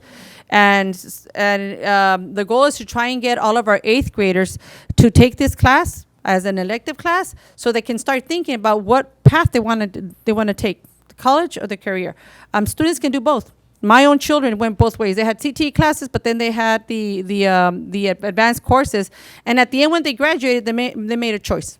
And they ended up going to chef school. Junior high school, the teachers submit database course recommendations. Again, administration team and council review the course offerings. And because of their master schedule being so tight, they try and accommodate the needs of the majority, for example. So we had like one student who wants to take, a class, basket weaving. We won't be able to offer it if it's only one student, but if we have 25 students that are interested, then we would create a class. And then we would look for teacher credentials to ensure that they can teach that class. And at the elementary, a lot of planning. We look at data like the Healthy Kids to see what kind of interventions we're going to provide through them through our RTI, which is our intervention time. And what are the barriers? And I think this is everybody's barrier number one is time. The elementary is we wish we had more minutes in the day to be able to offer more courses. Same thing at the high school. We talked about providing 0 period to give P, for example, to be able to add more electives for students through the school day. But there's always the conflict with band in the morning or sports in after school. Okay. The other barrier is access to some of the Google accounts and Naviance. We're constantly going back and forth with Naviance because every year we have to update all the information. It's not like it just fills in from Synergy. So Eduardo works with the Naviance people in Synergy to try and make sure that we have that information uploaded. Credentialing, aligning our teaching credentials with master schedules, because again, if a student wants a particular class and we don't have someone that has that credential, we need to make sure that we align the credentials to that. Parent participation in the selection. We want more parents to be involved in the courses that they want to offer to their students. The other barrier is the limited number of elective offerings due to the number of students that have to have that support class. That's why I was saying that at the junior high, we convert some of the support classes to STEM. That way students have other options as an elective. For the elementary, is coordinating our RTI schedules and our instructional demands, because we're very limited as to the offerings we can give at the elementary. Teacher transfers is one of the new ones. So for example, if my computer teacher decides to transfer to the high school, filling in that gap of a computer teacher becomes a barrier. We can't find someone that has a computer credential. And then the need for curriculum for health, PE, and VAPA, incorporating all of that in our existing master schedule. It's easier for the high school, but for the elementary, again, it's just a lot of topics that we have to cover in that small period of time that we have with the instructional minutes. And then the last one is my summary of, based on everything that was submitted to us through all the schools, I just do a compilation of information, and then I add it to the dashboard. And then all of this work is to inform the LCAP development. All this data is shared with all the stakeholders that we do beginning in January. So it's we have really good conversations when we're developing our LCAP, because they see all this data and we start reflecting and thinking and coming up with ideas of how we're going to improve. And that's it for the local indicators. The other thing I'm going to share very quick, because I know I've been here studying forever, is just every quarter I present to you our local update, LCAP update. And on this presentation or paper, you see all of our goals that we have, every action. And on the right side, you can see, you can flip it to the next one. I flip it from here? Okay. Same goals. We haven't moved our goals, but in this, you see on the left side is our goal. Then you have the actions, the priority that is addressing, and then everything that we've done so far. We have a Google Sheet that I share with the sites. As requisitions come in, we start putting in information as to what has been purchased, what professional development we have offered.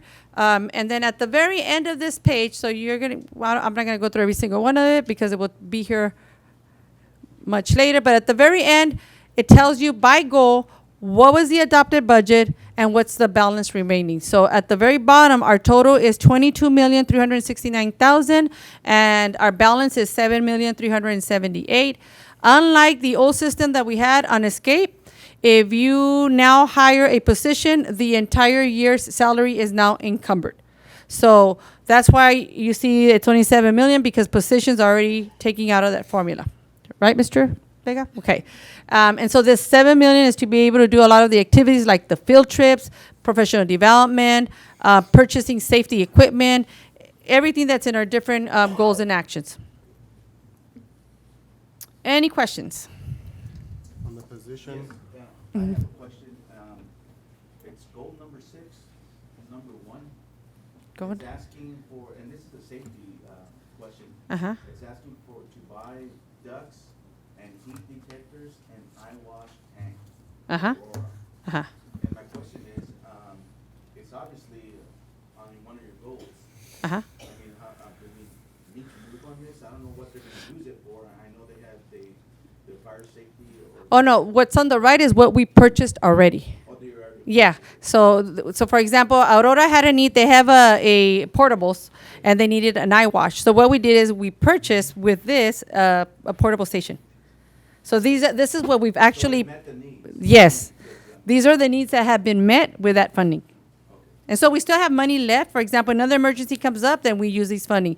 So we do have an open PO for this one for our tree and landscaping already. We have purchased the duct and heat detectors already, and we have purchased the heat detector was that, I don't know, Fire science? yeah. Fire science. I don't know for which school it was, because I didn't put it down the school, but it was a school that had to have them repaired. It might have been Aurora. I think it was Aurora, but I'm not too sure. But we can provide that information. Because 17 also, I mean, I can see the material that you're buying, but I mean, roller hammers. Mhm. Isn't that part of M&O's budget? So one thing that you're going to notice, well, maybe you might not be able to notice because I didn't give you the budget page, but when we developed this LCAP and we came up with actions and goals, we have a combination of our supplemental and concentration monies that is for our unduplicated pupils, which is our English learners, our foster kids, and our socioeconomic disadvantaged students. But in our own plan, we also have some base funding. And so one of the things that the recommendation was that and we're finishing our 3rd year this year, that come next year, we have to split our plan and only include SNCs. So what you see for M&O, like number 1, that's base funding. This is not for our supplementary and concentration funding for our students. If you look at something like the Raptor Visitor Management System, we don't have to have a Raptor Management System. It's not required, but because we want to improve safety, this is something that will qualify under supplementary and concentration funds. Anything that is required, we can't use these monies. We use base funding. So number 1 in goal 6 is base funding. So like when you mean the M&O budget, that's exactly what it's for. I wouldn't be able to pay for that with SNC funds, but for example, radios are not mandatory, right? So with that, we can use our SNC funds. So the budget code for number 1 is different than the budget code for number 2. So the next 3 years, when we do our plan, we're going to remove everything that's base funding so we don't confuse our constituents, and it's only going to be SNC monies. And again, that was part of the process. Some schools had their base funding, their supplementary concentrated funding, and they even added their Title I funding in the plan. It goes, don't mix everything. It's too confusing. Just keep a plan for your Title I, keep a plan for your SNCs, and your base funding stays with your general budget. Correct? Thank you. So one thing, you were talking there at the end about positions, so when those are created, salaries are encumbered? It's already encumbered. Are we using the position control module now? Yeah, we're using this. In Escape? So Yeah. every position that you approve under LCAP, even though it's being funded out of the LCAP, it's already encumbered in Escape. Escape, right, good. Yeah. Good. And that's something that Escape does now that we didn't have in our Right, previous system. This is one comment. Alyssa, you did a wonderful job. This is an awesome report. Thank Yeah, you. that's lots of data. Yes. Thank you. I'll thank the board for taking the time to listen, because it was a lot. I know, It's and always a lot. it's mandatory. I have to do it every year. Yeah. Thank you, Ms. Ramirez. All right. So we'll now move on to item J. This would be our consent agenda, and all items appearing will be acted upon by one motion without discussion unless any item is pulled for separate consideration or action. Anything, gentlemen? Second. There's a motion by Mr. Lorenzo Calderon to approve the consent agenda, seconded by Mr. Alvarado. Any discussion? Call for the question. All those in favor? Aye. Aye. Aye. Consent agenda passes 5-0. Item K, information items. Begin with K1, Superintendent's report. Good evening, trustees and community. So there's been a lot of activities going on throughout the month. I'd just like to report on some. We did have a ribbon cutting ceremony on October the 4th. This was for the completion of our transportation and district office parking pavement projects. These were paid out of Rule 310 grant funding, and so I do want to thank the Imperial County Air Pollution Board, or District, I'm sorry, and the Imperial County Board of Supervisors for them approving a total of $406,480 of funding that came to the district in order to pave the transportation and the district parking lot. So we really want to thank them for that. Overall, the goal of this project has been to mitigate the amount of dust particles in our region, which we all know cause an unhealthy environment and increase asthmatic conditions for our students and for our community. And so we're happy to announce that this project will help to improve the overall quality and health of our community. And so we're looking forward to having a lot more of these projects with the Imperial County Air Quality Pollution and with the Imperial County Board of Supervisors. And I also want to thank our trustees for your presence. We also had Assemblyman Eduardo Garcia honor us with his presence. And we also want to thank everybody that is here that attended the ribbon cutting. So thank you. Moving on, the Great California Shakeout. I know some of the students referred to it. So it was held on Thursday, October the 17th at 10:17 a.m. So everyone district-wide participated. It's the hold, drop, cover, and hold. And when it comes to our area, we all know very well that we're an earthquake zone, right, with a 7.2 earthquake that we had previously. And so we did participate with other agencies throughout the state. And Ms. Ramirez will give a little bit more information on that in her safety report. Another great activity that we hold dear is the Red Ribbon Week that I know some of our students also acknowledged. It's celebrated, we celebrated from October the 23rd to October the 31st. And so all of our school sites participate in that. They hold different activities to Say No to Drugs campaign. And it's always wonderful to see our students and our staff participating in all these different activities to promote safety and a healthy lifestyle. It also is a great opportunity that we take to honor, fallen agent DEA Special Agent Enrique Kiki Camarena. And we also honor the service and thank all the other law enforcement agencies that help us every day and protect us, from, as we know, drugs and just this drug war that we have. So thank you for that. Also, on another note, I want to congratulate a community champion. And so we had the privilege of attending a celebration, and it was put together by Molina Healthcare. And so what they do is they select community champions. And so this year, one of the community champions that they selected was our very own Miss Hortensia Armendari. So I'd like to give her a round of applause. And we did have Assemblyman Garcia present. We had Tomas Olivas from Senator Vargas's office present. We had Mr. Castillo, also he's a board member for the Calexico Foundation as well. But the whole, reason for celebrating is for those folks that give so much back to the community. And so I've always said it that, our heart of our district here, the one who always reaches out to our community and is always giving and will never say no, and pours out an incredible amount of kindness is Hortensia. And so I just want to say that we're very blessed to have you, Hortensia, in our district. So again, congratulations. It is we're right around the corner for November, and it's been a very long month. We have no holidays per se, but in November we do. And so our next board meeting is scheduled for Thursday, November the 21st. And so in that, we do have Veterans Day, which is Monday, November the 11th. So in observance of Veterans Day, we will have no school. The district will be closed. So I do want to thank all the men and women for their brave service to the U.S. military. And I also want to acknowledge and thank two of our trustees, Mr. Enrique Alvarado and Mr. Ciro Calderon, for the service to our country. So thank you very much. Very good. Thank you, Mr. Gonzalez. We'll continue with item K2, our Measure V update.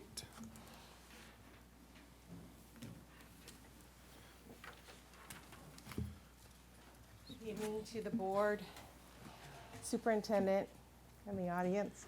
My name is Kim Desert, and I work for School Site Solutions, and we have been hired to help the district go forward with your projects under Measure V. And we're very proud to say that on the B1, the remodeling on the Culinary Arts building is right on schedule. We have had some what they call discovery, which is what's behind that wall that you don't know until you get into the wall, but they've been able to work around it. And so we should be finishing construction right around February, right on schedule, and hopefully the end of March we'll be moving students back in. That's pending no more discoveries. Now on the A2 and A3, that is the 12 classroom and the 16 classroom building. Later in the agenda, you'll be approving the bid for the offsites. We have had a little bit of stickiness with the state division of the state architect. When you have a modular building that is 2-story, they kind of threw their hands up and they weren't sure what they were. There were some things there that they hadn't seen before, and so it's been going back and forth. But we were assured later today that within 2 weeks, due to Mr. Rush, who's been at some of the meetings, he's out of town, and when he gets back, they're going to square it all up. So within 2 weeks, we'll have our final DSA approval on the buildings. Now the offsites are coming to you tonight, and that includes everything but the buildings. That's putting in the sidewalks, the utilities, and all of that. So based on that, we're looking at a groundbreaking on A2 and A3 in early December. So that should make you all happy. And the schedule for that would be, once we get started on that, we'll be moving students out of some portable classrooms that will go in that space in that parking lot you approved. And once those 7 reloads get over there, then the second phase of that project will begin. So do you have any questions? I don't even want to ask what you found in those walls. Well, every I'm good. well, every district has what they call a set of as-built, and you should be able to look at the as-built, and that's the way it should have been built. Some of the things were missing, so the as-built weren't correct, but we just keep marching forward. We didn't find any old teachers, if that's what you're asking. Okay. Students? Any other questions? No. Well, thank you, Ms. Desert and Mr. Dominguez. I know as consultants, we invest in you guys for your expertise and support, because these are very complicated processes. Yes. And we thank you. I think you've helped with some of these additional fundings or keeping track on them. Dominguez with some other grant dollars coming in. So that does help our district. So we thank you, Mr. Rush, for your support as well. Let's move on to item K3, association updates. Is there an update from ACT? Seeing none. An update from CSEA.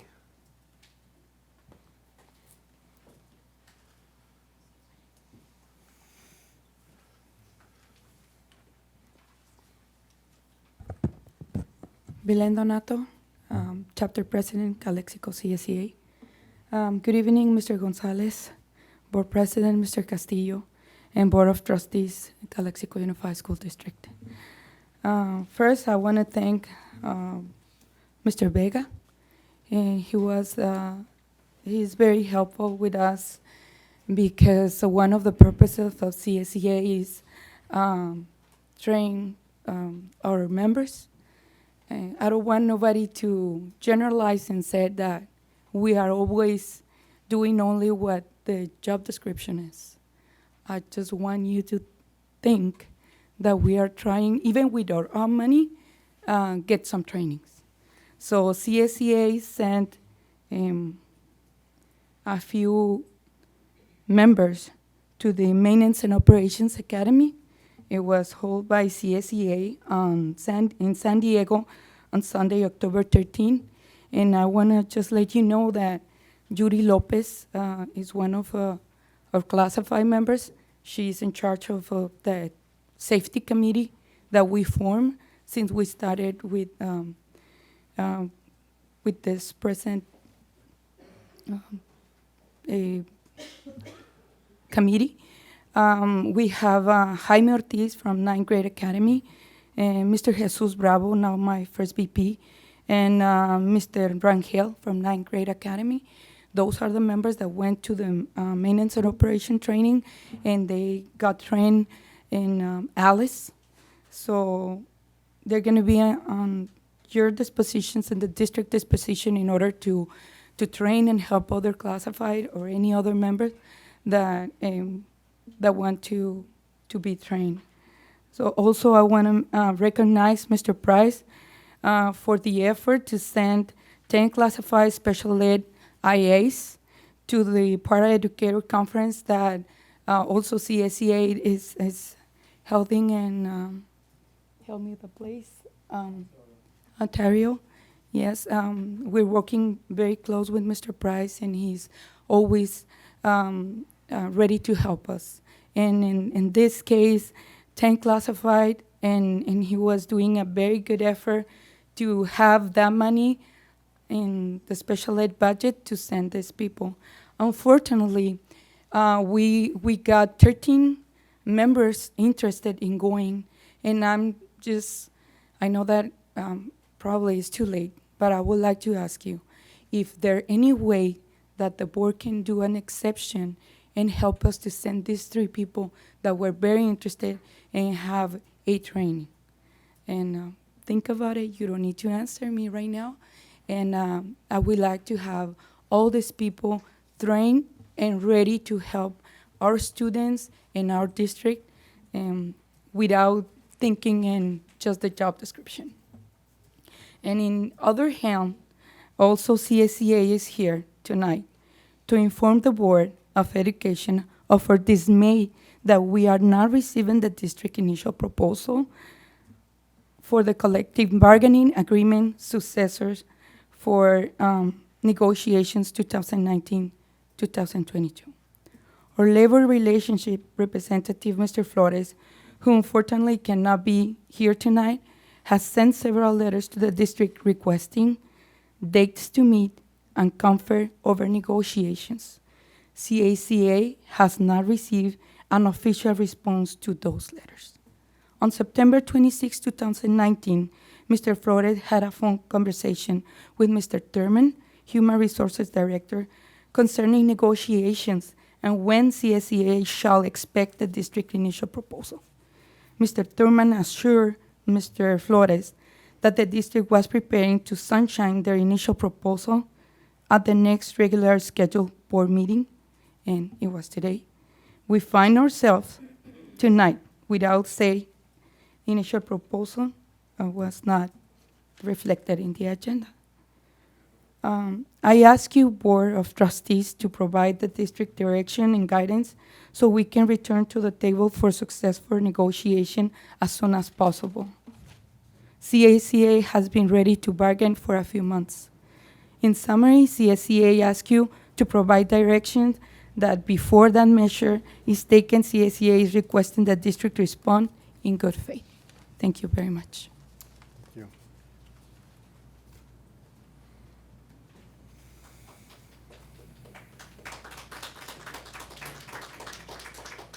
All right, continue with item K4, Insurance Committee.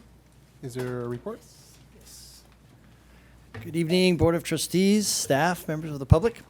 Just wanted to talk about 5 quick points about our most recent and first insurance committee meeting for the year. We had equal representation, 5 CSEA and ACT members. We had some confidential and management folks as well at the meeting. We were informed by Keenan, our broker, that our medical claims have been high, so that we can expect our premium renewal to be increased this year, they said. Third, we had Miss Lyon come and present to us about SISC, Self-Insured Schools of California, insurance system, and Don Precioso to discuss VIBA with us. Showed us some very unique aspects of the plans that we don't currently have right now in our medical insurance programs. Fourth, we asked about marketing out, which is a typical time. They're going to be doing that in January. So we'll get information on prices and rates then. And last but not least, fifth, we have another meeting coming up on November 20th, 2019. So very positive meeting, good information was shared, and it was very helpful. So any questions? Thank you, Dr. Thurman. Thanks. All right. Moving on to item K5. This would be our ROP committee update. Mr. Calderon. Well, good evening, everyone, and thank you for coming tonight. I have just one comment regarding the IVROP Scholarship Committee has actually set a date for their Dancing with the Stars. When it's going to be on May 8th of 2020, I believe, and it's going to be at the St. Mary's School. And also, I'd like to inform everyone that we have a dancer with us that will be dancing. It's a competitive dance, correct, Mr. Castillo? So I hope everybody shows up May 8th to support him. And this group actually provided approximately 3 or 4 scholarships to our kids or seniors last year. It's a good, worthy cause. And you get to see Mr. Castillo dance. He says he can dance better than... it's somewhat of a comedy show that night. So. Okay. I don't know. They don't take no for an answer. I heard you were going to do the moonwalk or something like that. So, all right. All right. Well, again, thank you for joining us this evening. Thank you, Mr. Calderon. Item K6, the Safety Committee update. Yes. So our safety committee will take place on November 14. We will be reviewing the new requirements for the comprehensive safety plans. I have reached out to our police chief and our fire chief to review our safety plans. Our intent was to do that back in March, and for whatever reasons, they couldn't make it to our meetings. So I already asked them in advance if they are able to come on that day, possibly bring extra people, because we do have 11 plans that they have to review. So hopefully they will be able to make it to our meetings. And we will try and make sure that we follow the recommendations. In terms of the Great California Shakeout, we did participate on October 17. I was out on that day, and I trained our Dr. Thurman so that he now understands the whole concept of the shakeout, and he was our command person here at our command center. Our own district, we had our district office staff, MNO, and both of our FRCs, our old and new, participated, and within 10 minutes, we had done the whole procedures of drop, cover, and hold, evacuate, and account for all staff. Dr. Thurman then continued to communicate with the sites. Our sites took anywhere from 11 minutes to 19 minutes to do the whole procedures, account for students, and they've sent emails to their staff indicating what went well and what needs to be addressed. I have compiled all that data too. I'm not going to spend time sharing more data with you tonight, but all of this will be shared at our safety committee and to address some of the concerns that were brought up. And then lastly, as mentioned earlier, as part of our Sandy Hook Promise MOU that was approved back in August the 22nd, through our board meeting, we did receive the safety assessment and intervention training at no cost. It was part of the MOU. And the research behind it is that we learn how to identify, assess, and respond to threats of violence or at-risk behaviors before a tragedy takes place. The training was held on October 15. We had 19 safety team participants, and as I mentioned earlier, every principal had to attend, every counselor had to attend, and then in addition, every psychologist. We did have I wish I would have been able to take more of my district team, but in my team, I took Ms. Hortensia Armendaris, Eva Lara, who you saw earlier today, Alejandra Limon, who's also part of my safety team, Brisa Huertas Price is part of my safety team, and then we chose also Cami Sturtevant as our district psychologist, and so we are already planning a meeting and making some of the changes. They provided the official threat assessment is different than what we currently use, and so her and I were going back and forth in conversations. Mr. Price was not a part of the conversation, so we need to meet and make sure that we're all on the same page, and so we can start updating some of the current work that we do. And that's it for my update. Thank you, Ms. Ramirez. Item K7, engagement letter between the Calexico Unified School District and Wilkinson Hadley King and Company for auditing services through year ending June 30th, 2019. Good evening, Board of Trustees and everyone present. As we all know, we have a contract agreement with Wilkinson Hadley for 3 years, and it actually expires in June 30th, 2020. But it's just a state of California requirement that every year we do an engagement letter, an annual engagement letter, and it's pretty much just where they have, the service work scope they're going to be doing. They're going to be auditing all of our revenues, expenditures for all of our funds, for all of our different resources, and going over the closing of our books, and as of June 30, 2019. Very good. You guys have any questions? Thank you. Thank you. Item K8, board reports. These are informational reports by board members and no action is taken. Mr. Isidro Calderon? Good evening, everybody, and thanks for coming to our meeting. I just want to share the last Friday I went to the high school unannounced. The only person that knew that I was coming in was Ms. Burgos. So she knew that I was coming in, and then I notified Superintendent Gonzalez that I was going to be taking a parent to the lunch area at the high school. So we went to the high school, we checked in, and good news, the parent was really satisfied with what we saw. Nobody was waiting for us, and we stayed for both lunches. And basically what the parent wanted to do was to make sure that there was enough food for everybody on both lunches. So we stayed for both lunches. On the second lunch, Mr. not Vega, but Venegas was there to meet us, and he explained to the parent what we do and how we get reimbursed and how it said that we serve all the kids. We toured the whole area of where the kids spend lunch. We saw some lines. As you see lines everywhere, there's lines at all the restaurants. There's lines when you go to a McDonald's, Jack in the Box, et cetera, et cetera. So the parent, to say the least, the parent was really surprised, but in a positive way, because this parent had heard many stories about how students were left without food on the second lunch, how parents were being, how students had to call parents to bring them food. Again, I was there announced, and the kids had enough food for everybody. I believe there's 3 carts. There's a hot cart, there is a salad cart, and then there's a fruit cart. And then there's another. Then there's the regular line, the main dish, and then there's another line where they serve pizzas and hamburgers. So both lunches fully stacked. And we both had had lunch on the second lunch. So he was really surprised in a positive way. I was really surprised, and kudos to the high school, to Mr. Venegas and everybody at the high school, at the high school cafeteria, because although they were not waiting for us, they had everything ready. So that was my report for this month. Thank you. Mr. Lorenzo Calderon?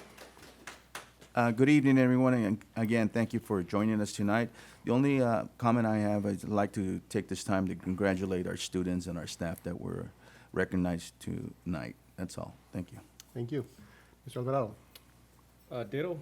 I just want to thank students and our staff that were presented here tonight, and that little guy that presented from Willie Moreno. I know at first it's not easy standing up in front of a large group, and like I told him, it just gets better after that. So kudos to that kid that presented to us today also as well. Thank you. Thank you. Mr. Romero. Thank you for coming today, and I want to echo my colleagues' comments. Congratulations to Maine School for their award, highest attendance, and for recognizing the students and the teachers and employees. Thank Thank you. you. Thank you. And for myself, again, I just want to, just acknowledge and recognize and thank everyone who's working on the constant contact communication. I've heard a lot of positive feedback from neighbors and some staff just about being able to hear and understand what's happening across the district. Many times we don't get a chance, even ourselves, to hit every site or find out what's happening, good things happening in the classroom, outside. So it's been nice to receive those weekly, I think, from the district office. And thank everyone for their time in investing in those, to put those together. Again, I think we talked about Hortensia, so congratulations again. Last night as well, Mr. Padilla and some staff, Eduardo and Mr. Arguelles, were also presenting and participating at the County School Board Association.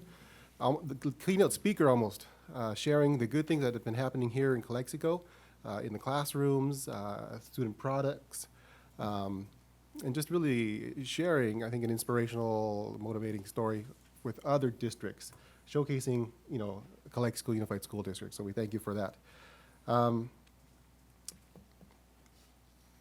There was a training not too long ago, I think earlier this week, Circle of Friends now, where I popped in and I was pleased to see we had a number of other school sites participating, and it was for school sites that are interested in starting it for the first time. Mainz was there, Jefferson, I believe, Mainz, and Aurora. So it was nice to see the staff there engaged, and Cami was one of the facilitators, our own psychologist here. So good to see these programs kind of getting launched with a lot of interest from our own people, but even across the county. Red Ribbon Week, Mr. Gonzalez mentioned, but I'll just add that this year marks the 34th anniversary of the Red Ribbon campaign. Again, obviously after our D agent, Mr. Enrique Camarena. The Red Ribbon campaign is actually the largest and oldest drug prevention campaign in the nation, and of course that started here in Calexico with our own. So with that said, thank you, and we'll continue with our meeting. Move on to item L. These are our discussion and possible action items. And our first one, L1, is overtime pay of district employees, and we do have one speaker, Ms. Bravo.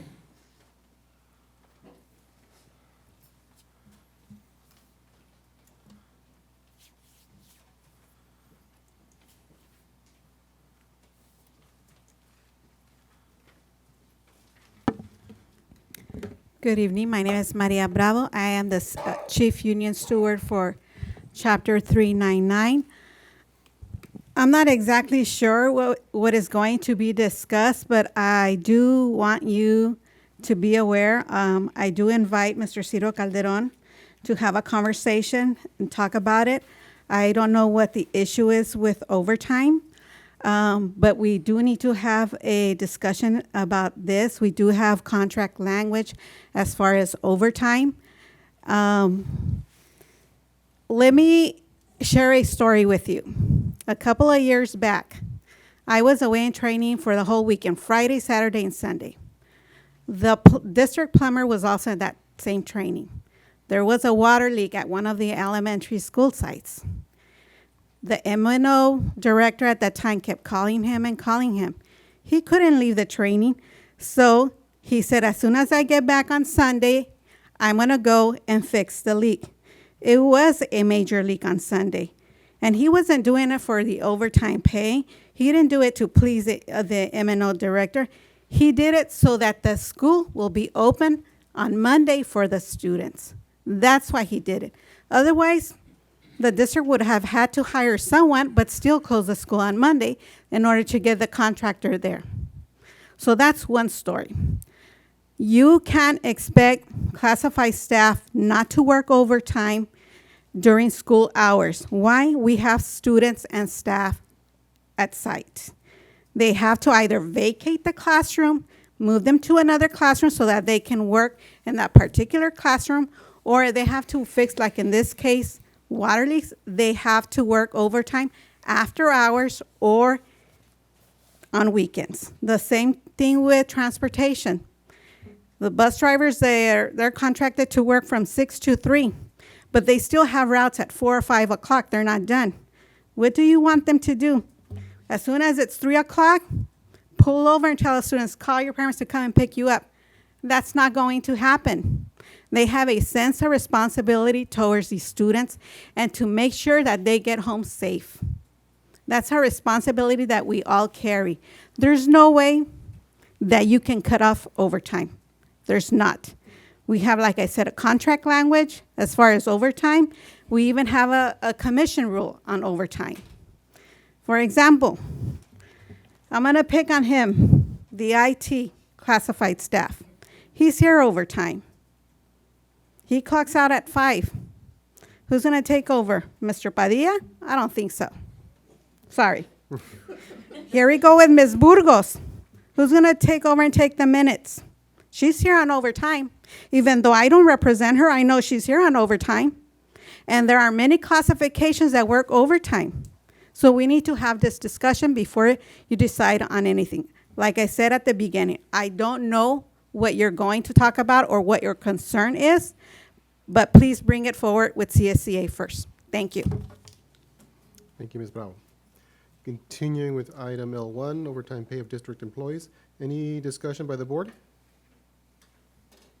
Yeah, well, I'm the one that brought it up, and thank you, Ms. Bravo, for the comments. I thank you for not being disrespectful, as many people that come and disrespect us here are. Thank you for taking that time and be gentle in your comment. Actually, I wanted to talk about this because although I know there are rules with the personnel commission, there are rules about overtime and how to do things. I see every month the excess that we pay in overtime. Now, I'm not talking about field trips. I'm not talking about bus drivers doing field trips or weekend activities. I'm not talking about that because we know that has to happen. You know, I work in a school setting as well. I know that has to happen. You know, things happen when bus drivers, when something happened in schools. For example, in Coachella, we haven't worked in a week because of the fire at the dumpster right next to Desert Match High School. Okay, on that day, bus drivers work about 12 to 14 hours in hazardous conditions. So I know about that. But now, my point is, if we're spending all that money, why can't we hire more people to soften the load on those people? Like she says, there are people that have to work the overtime, and maybe they want to spend time with their families, but because the job has to get done, they have to work the overtime. So why can we look into maybe hiring more people? Why can we look into hiring more bus drivers? Okay, why can we look into hiring more custodians or people that can take care of stuff that cannot get taken care of during the day? Okay, and that's my concern. Why do we have to burden some of our employees that they have to work overtime? I mean, some of them may want to work overtime, but not everybody wants to work overtime. But the job still has to get done. Okay, so kind of forcing our people to work overtime because we don't have enough people. So that's what I was getting at. Okay, so I don't know, maybe this is a discussion that we need to have amongst ourselves. Okay, see if we need more people, see if we need to hire more personnel to get the job done. Because I don't want to overburden our employees and stress them out to the point where they don't, where they're gonna look to work somewhere else because over here, although the pay is good or the hours might be good, they're working too much, and that's what I was getting at. That's it. That's all my comments. Okay, my comment is that hopefully when we hire an M&O director, we could perform an analysis of what's costing the overtime, and then what could we do to cut it down. But we need to wait until we hire an M&O director and give him that charge. Right, no, and we can do that. We can do an analysis. I can tell you, being in this industry for over 25 years, and especially in M&O and transportation, the issues that we have in here is that there's a shortage of drivers. For instance, there's a huge shortage of drivers, not just in Calexico, but statewide. A year and so ago, I came from a district that we had the same issue that we have here. We didn't have enough bus drivers. Bus drivers require a real special license that not a lot of people can issue. And we are having a hard time hiring a instructor to train people on how to be bus drivers. So it's not a simple, there's not a simple solution when it comes to transportation, because again, there's a shortage of qualified individuals that can train and develop drivers, and there's a shortage of qualified drivers that, in California overall. The other issue that we have is that, and it's not an issue. It's just the nature of the job descriptions that we have in here is that because we have a shortage of drivers, and we have all these students that we need to transport.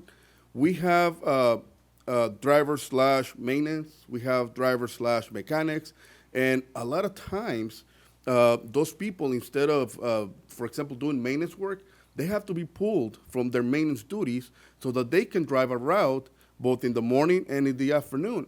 And if there is a field trip, let's say that we're playing in San Diego. I mean, it's almost impossible not to incur overtime. But it's not a simple solution. And I know that it's not, this may not what you want to hear, but it's the truth. This is a statewide issue. And again, we don't have enough people. And the people that we have two types of jobs to do. One, driving, and the other one, maintenance or grounds. So what do? I mean, obviously, we need to take students to and from school, especially special needs students that are mandated by law. So yes, we can do an analysis on how the overtime is incurred. Most of the overtime accumulated over a month is from M&O and transportation. And from transportation is because of, field trips.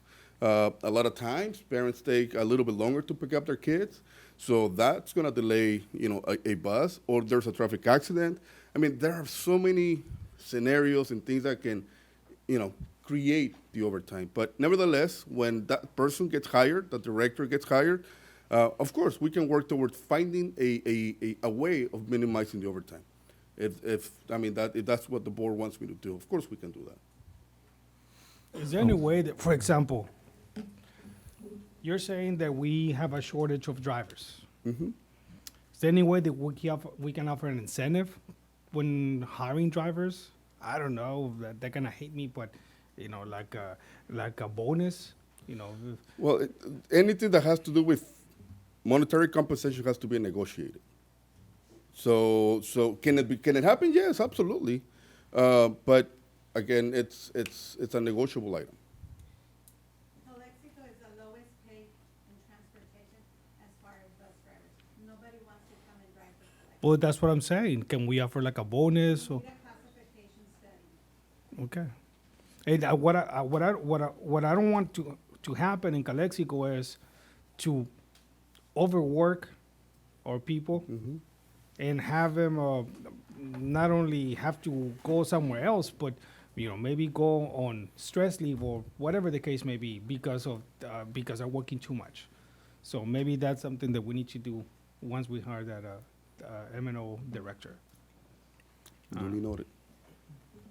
I think all of you are correct in the sense that we do need a study, but most important, a policy on overtime addressing those needs. And when I'm talking about a policy, and it's addressing the seniority, it's addressing the contracts and so forth. And that's what the district does not have, a policy on overtime. Okay, so that's an item that can be negotiated when we meet with CSEA. You know, it's a negotiable item. I know that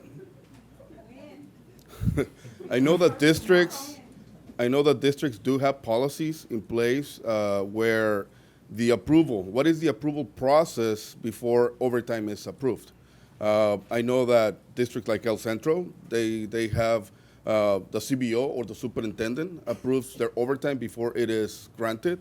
Now, there are emergencies, like Ms. Bravo mentioned.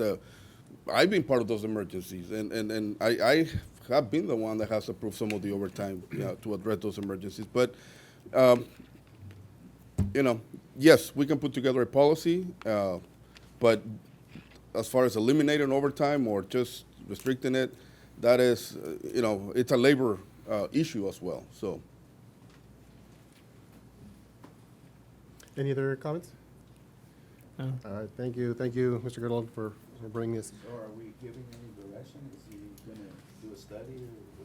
Well, wouldn't you hire Once we hire the MNO the director, MNO director? So then they- they will perform an analysis. Yeah. So I think it raises a good opportunity for collaboration and discussion amongst all parties, talking about that M&O position, the new training we're receiving, negotiating policies, split schedules, whatever it may be. That's where the policy comes in. Okay, all right, thank you. Let's move on to item L2, accounts payable pre-list. Any discussion on this item? Where is it? It's not. It's a discussion, possible action. No, where is it on the agenda? It's Is it not on here? the agenda, no. It's for discussion. And Well- I'll go ahead and Go ahead. start with this one. We pay a lot of money out, to a lot of vendors and so forth.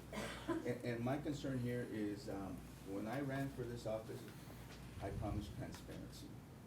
And I'm not asking to change the way we do business, but just to put out this list to see and show our public where their funds are going to. And that's all I'm asking.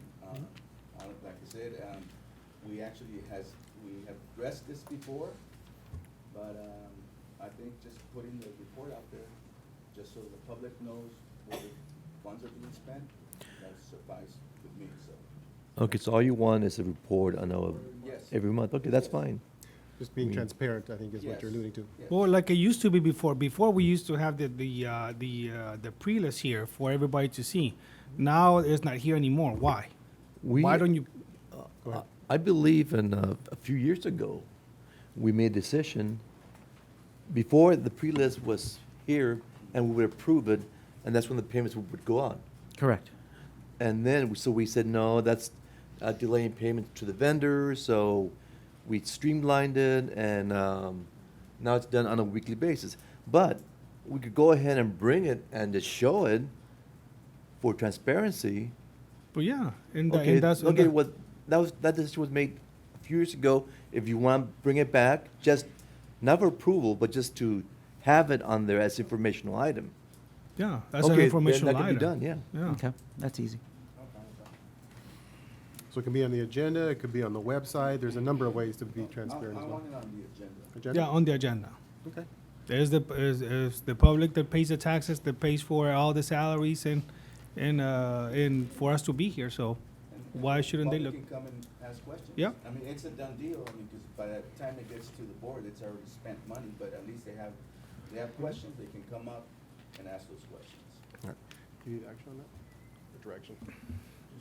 Okay, so I think the board's given enough voice and direction just to bring it back as discussed? Not for approval, but just Correct, yeah. Yeah, we'll make sure it's on the next agenda. Okay, very good. Thank you. Under, information. Information. Informational okay. item. All right, thank you. Let's move on to item M.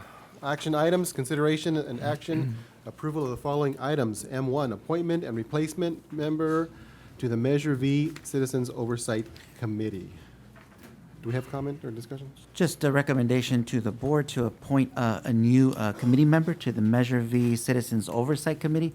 We had a resignation from one of the committee members, and so we did put it out, and so we do have a recommendation, Mr. Ismael Lopez, to join the Measure V Oversight Committee. I move to approve. Well, I got a question. You know how when we first developed this committee, we had certain criteria they had to meet to be in this committee? Does this person that is replacing the one that resigned, meet that criteria? They do. Mr. Vega, he can expand a little bit more on it. We have to have merchants, we have to have Correct. citizens and so forth. Right. My question is- Yes, so right now we have two members that are missing. One is a community at large, which is the Norma Aguilar, I believe it was the member that left, resigned. So that is the vacancy that is being filled today. We still do need a taxpayer association member that we just can't find. And it cannot be just a CPA. It has to be a member of an actual nonprofit organization that oversees some type of tax, the Taxpayers Association. That's the one figure that is the most difficult to find, and that's the one that we still have vacant. So this individual that we're approving tonight is actually qualifies to. Qualify for the community at large to replace Ms. Norma Aguilar. I second that. Thank you. Any other discussion? There's a motion by Mr. Cito Calderon to approve Mr. Ismael Lopez, a second by Mr. Lorenzo Calderon. All those in favor? Aye. Aye. Passes 5-0. Item M2, resolution adopting the school's facility needs analysis and justification study and authorizing the alternative school facility fees. Mr. Vega? Yes, again, thank you. Earlier, during the public portion of it, the public notice, there was we were asked to provide clarification of what this is. So rather than give you my own interpretation of what this is, I will ask Mr. Jared Anderson from School Facility Consultants. He's the expert and he's the actual individual that put together these reports, both for M2 and M3. I would like the board to, if you have any questions or concerns regarding these two reports, this is a great opportunity to get clarification on these two items. Jared?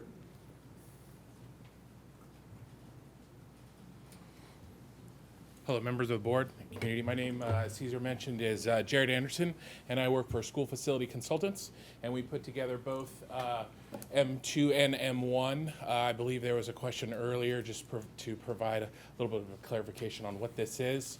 And so I wanted to give you a little bit of sort of a 30,000-foot level, just real quickly on what we're talking about. So when a home is constructed in a school district, there's a measurable impact on the school district in terms of facilities.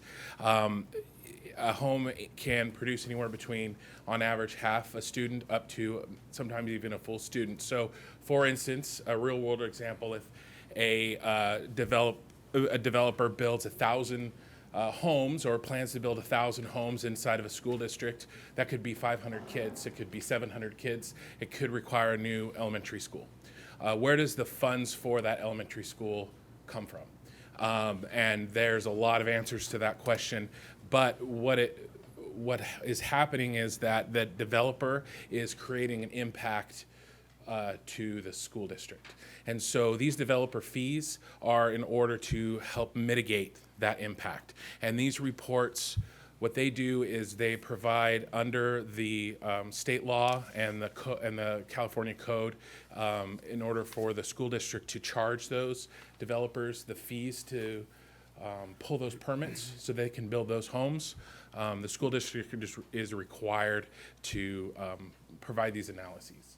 And so some of these can, there's some differences in why we need to, and you know, if we need some clarification on that, I can provide that as well. But that's the sort of the high level look at what we're talking about, is making sure that the developers, when they come in and they build homes and they sell those homes, that they mitigate the impact to the school district.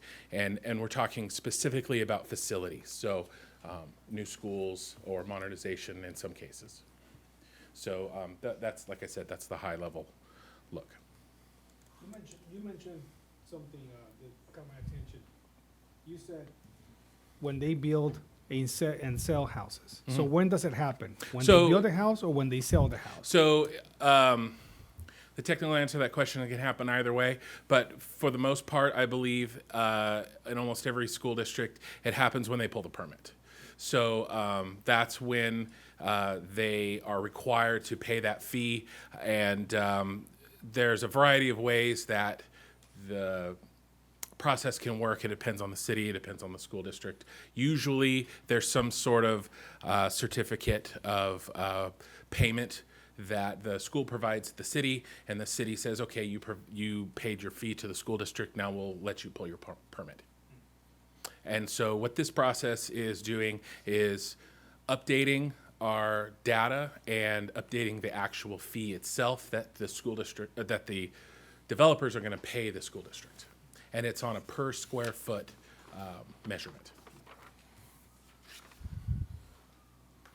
And then, I have a question. Sure. Mr. Rivera, don't we have attorneys that are addressing these type of things? Yes, so what happens when you have a school facility needs analysis, whenever you increase your level 2 fees, or even when qualify your level 3 fees, you want there are companies that conduct this type of analysis, and in this case, School Facility Consultants is the company that thankfully you approved months ago, and now they're able to produce these reports. Every report, however, that it's here, that you're approving tonight, has been vetted by legal counsel. Sam and Karina are here, and I asked them to be here just in case the board had any questions, any concerns. So yes, so these reports have to be, before we present them to you, we have to make sure that legal reviews them to make sure that everything that needs to be complied with is there. So you are approving a report that has been vetted by both legal and that has been produced by experts in the field, which is in this case. We approve this report? Yes, you have to approve it by resolution, you have to approve it. We approve it to get it completed. No, you approve it to impose the new fees. This report is already done. I believe we approved to hire a consultant to do it. Yes. Right? Yes. Yeah, and that's normal procedure. You know, even in cities, they do a review every 4 or 5 years, and that's a must. And you hire these consultants who are professionals, and then they do their analysis and give us these final numbers. Yes, Sam, can you come over and can you talk about the requirements? When are we required to produce these reports and how often, please? Yeah, so tonight we're talking about different types of fees. My name's Sam Santana. I'm a partner with Dennis Walliver Kelly, and we're working with the district on facilities and, in this case, from the developer fee issues. And just to put a finer point on what Jared was mentioning, we're adopting one report that's going to impose the current level 1 fees. So the level 1 fees are approved by the legislature every 2 years.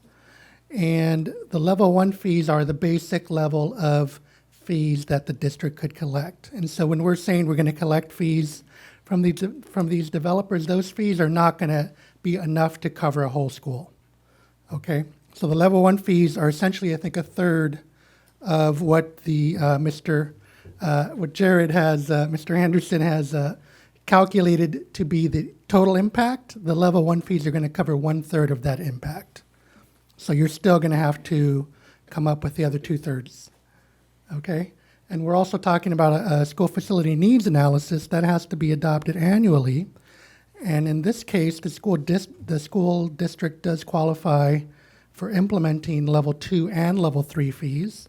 Level 2 fees are calculated under a statutory formula, and Jared has calculated that amount for the district. Level 2 fees are only going to cover half of your cost.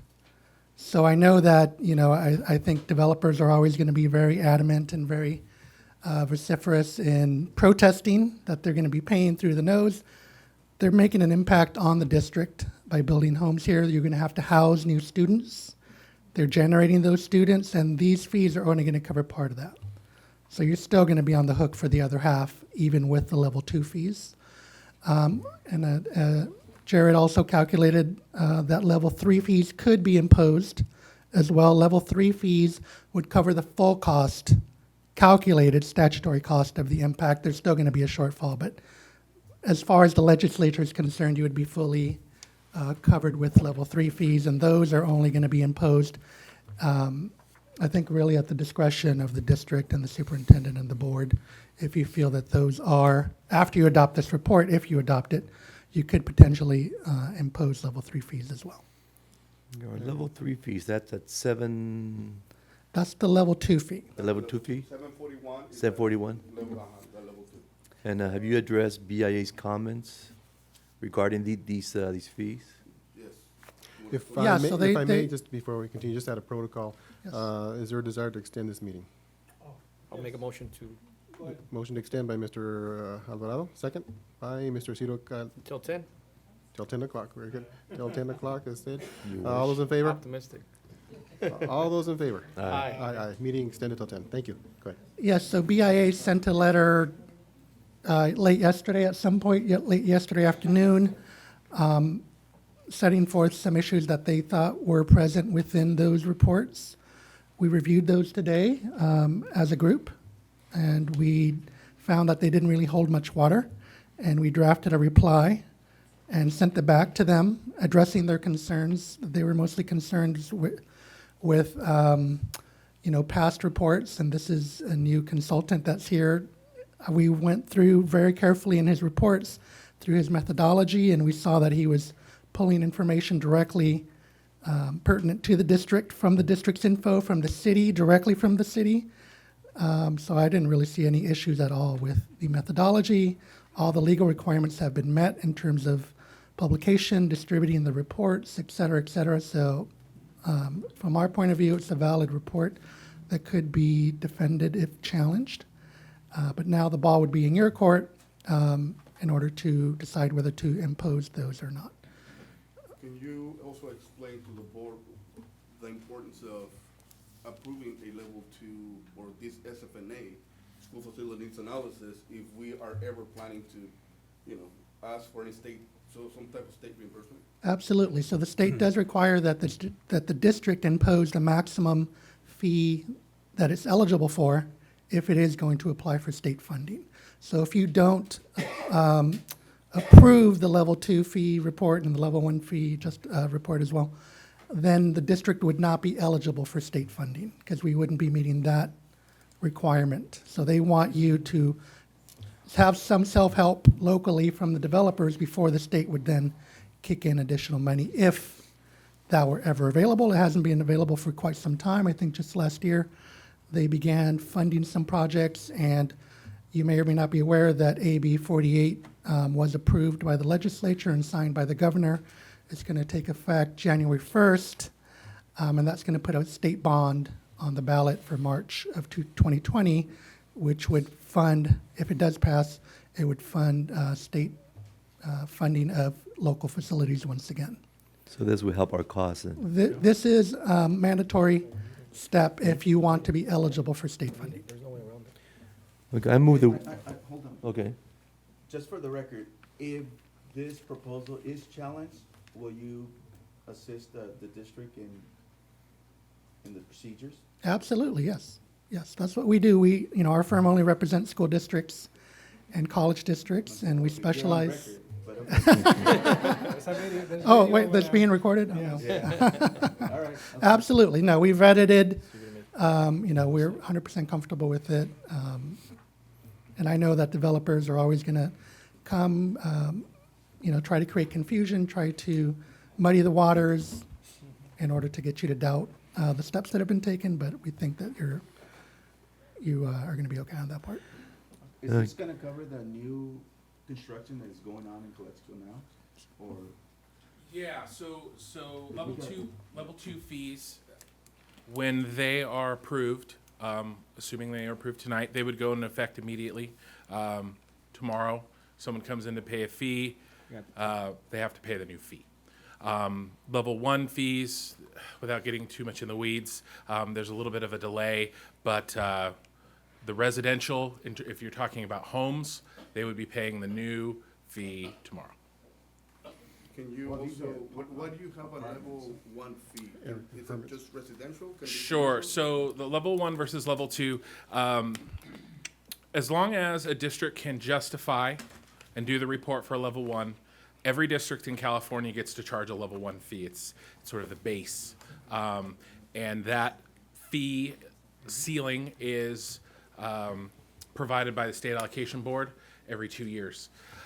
A level 2 fee, and that covers both residential and commercial development, the level 1.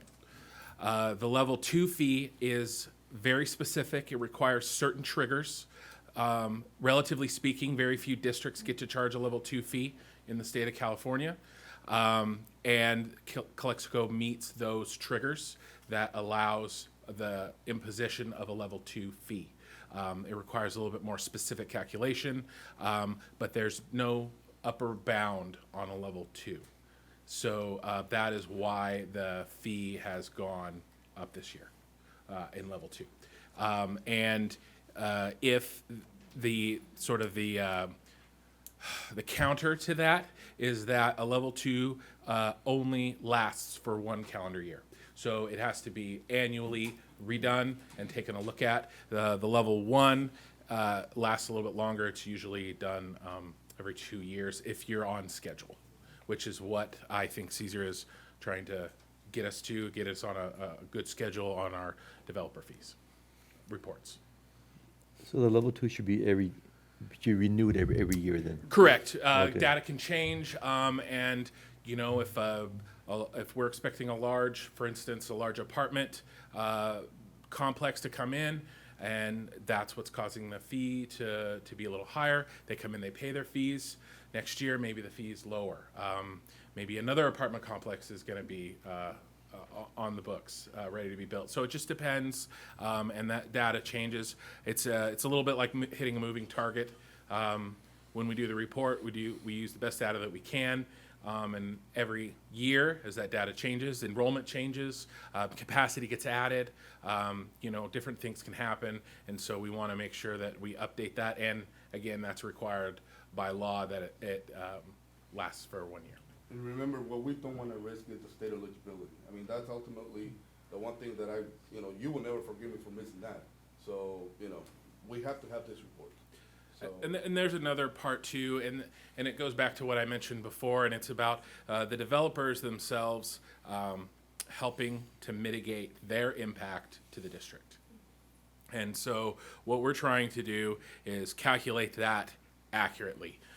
We're not trying to use the numbers or make the fee higher or make the fee lower. We're just trying to accurately gauge what their true impact is to district facilities for each individual district. And so that's what we think that this report represents. One last comment that I want to also the board to know, why, for instance, we have El Centro Elementary and El Centro High School. What happens to their fee? Do they get to split it, the level 1 or the level 2? Are you talking about a high school district versus an elementary Yes. school district? So because level 1 is a statutory fee, it's applied to K-12. So that level 1 maximum, which I believe is $379 currently, but will be increased to some unknown amount in a few months in January. A school system that is split into 2 districts, K-12, they split that fee. A unified school district gets the entire level 1 fee. If a school district calculates a level 2 fee, they collect the entirety of that level 2 fee. In your case, because unified school district, you'll get the entirety of them in either case, but as Caesar mentioned, if it's a high school district, they'll get a smaller portion because, and it makes sense, if 1,000 homes get built, fewer high school kids will come out of those than, you know, elementary school kids, and they'd have to, you know, different kids go to the different districts, and so the fee from those homes gets split to those different districts. In your case, as a unified, they're all going to yours. And the reason I bring that up, and it's important for you to understand, is because a lot of people out there, the public, you know, they will perceive why is El Centro only paying $1.75 and you guys are charging so much more. Well, there's a reason why if the districts are split, like Jared just In reality, they're not actually paying $1.75. They're paying just $1.75 to, in Caesar's example, to the high school district. They're paying a separate fee to the elementary school district. When you take them together, that is apples to apples to what they would be paying in a unified district. Can you share briefly why one community might be paying, different communities might be paying different facilities? Sure. So there's many factors. I can give you a couple quick ones. Sure. Capacity issues. One school may have enough capacity at middle school, Maybe another school has enough capacity at high school level, but not at K-8. There could be a student generation issue. We calculate what each home generates. We do it specifically to each district. We don't do it as a nation or a statewide average. We don't do anything like that. A home may generate 0.7 students on average in Calexico, and it may generate 0.5 students on average in another district, and those numbers translate to fee. One district may be expecting a lot of apartment complexes, which on average produce the same amount or more students per unit with a smaller square footage. A home may have 2,000 square feet. An apartment complex may only have 1,000 square foot. This fee is charged on a per square foot basis. And so many apartment units typically raise a fee, and that is actually at the core of what's happening in Calexico currently. Thank you. Other questions? I move that we adopt the resolution adopting the school facilities needs analysis and justification study and authorizing the alternative school facilities fees. I'll second. There's a motion to approve by Mr. Romero, second by Mr. Alvarado. Before we, and then we'll do our resolution vote. All those in favor? Aye. Okay, we'll do our vote. Aye. And again, this will approve our level 2, level 3. Yes, this is a level 2, level 3, the SFNA. This is the one that not every district gets to charge, but Calexico meets the triggers and gets to charge this fee. Very good, thank Mike, you. was this M2? M2. It's a resolution, so. Yeah, we approved the resolution. So Mr. Calderon? Aye. Mr. Lorenzo Calderon? Aye. Mr. Alvarado? Aye. Mr. Romero? Aye. And myself, aye. So resolution passes. Thank you. We'll move on to item M3. This is a resolution approving increase of statutory school impact fees for school facilities. So again, very similar to what we just did before, but this one is the statutory amount that, as long as you prove that you're justified to collect, every school district gets to charge, the level 1. Level 1 fees. And this is where commercial industrial gets charged. If Walmart comes in, they're paying this fee, the level 1. The level 2 is specifically for residential development. And so that's a reason that you need both. And it's going from 51 cents to 61. Commercial. Any questions by the board? I'll entertain a motion and we'll do our resolution vote. I move that we adopt resolution approving increase of statutory school impact fees for school facilities. I'll second. There's a motion to approve by Mr. Romero, second by Mr. Alvarado. All those in favor? Aye. Aye. Let's go with the resolution vote. Mr. Ciro Calderon? Aye. Mr. Lorenzo Calderon? Out of the room at this time. Mr. Alvarado? Aye. Mr. Romero? Aye. And myself, aye. Resolution passes 4-0 with Mr. Abstain. Lorenzo out of the room. Thank you. Thank you, gentlemen. Thank you. Let's move on to item L4, agreement between the Calexico Unified School District and the University of California Agriculture and Natural Resources for the Farm Smart Outreach Program. So moved. So motion by Mr. Alvarado, Second. second by Mr. Ciro Calderon. No, yes. Any discussion, any information, Sheriff? I think it's something we do annually with the project. It's an annual agreement Yes. with Smart Farm. Perfect. All right. Seeing no other, call for the question. All those in favor? Aye. Aye. Motion passes 4-0 with Mr. Lorenzo outside the room. Item M5, this is an agreement between the Calexico Unified School District and the Imperial Valley College Education Talent Search Program for the annual program services for Calexico High School. So moved. Second. There's a motion by Mr. Alvarado, a second by Mr. Ciro Calderon. Any discussion? Call for the question. All those in favor? Aye. Aye. Aye. Aye. Motion passes 4-0. Mr. Lorenzo Calderon outside. Item M6. This is an agreement between the Calexico Unified School District and Accent Electronics DBA Standard Electronics for intercom systems at Aurora High School. So moved. There's a motion by Mr. Romero, second by Mr. Ciro Calderon. Discussion? Seeing none, we'll call for the question. All those in favor? Aye. Aye. Aye. Motion passes 4-0. Item M7, agreement between the Calexico Unified School District and University of California for transcript education services. So moved. Second. Motion by Mr. Romero, second by Mr. Alvarado. Discussion? All those in favor? Aye. Aye, motion passes 5-0. Item M8, agreement between the Calexico Unified School District and Northern Arizona University for student placement for 2019 through 2024 school years. So moved. Second. There's a motion by Mr. Alvarado, second by Mr. Lorenzo Calderon. Discussion? All those in favor? Aye. Aye. Aye, motion passes 5-0. Item M9, agreement between the Calexico Unified School District and Northern Arizona University for school psychology certification internship agreement for 2019 through 2024 school years. So moved. I'll second. First by Mr. Lorenzo Calderon, second by Mr. Alvarado. Any discussion? All those in favor? Aye. Aye. Aye, motion passes 5-0. Item M10, agreement between the Calexico Unified School District and the Department of the Navy for establishment of a Navy Junior Reserve Officers Training Corps at Calexico High School. So moved, and I just want to say congratulations. Yes. For that. That's a big accomplishment. So now it's free, correct? Correct. Yes. It's a motion by Mr. Alvarado. All right. I think there's a second by Mr. Ciro Calderon. Any other comments, discussion? All those in favor? Aye. Aye. Aye, passes 5-0.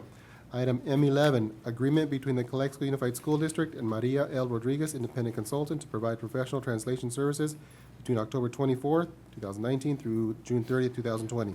So moved. Second. Motion by Mr. Lorenzo Calderon, second by Mr. Alvarado. Any comments? All those in favor? Aye. Aye. Aye, motion passes 5-0.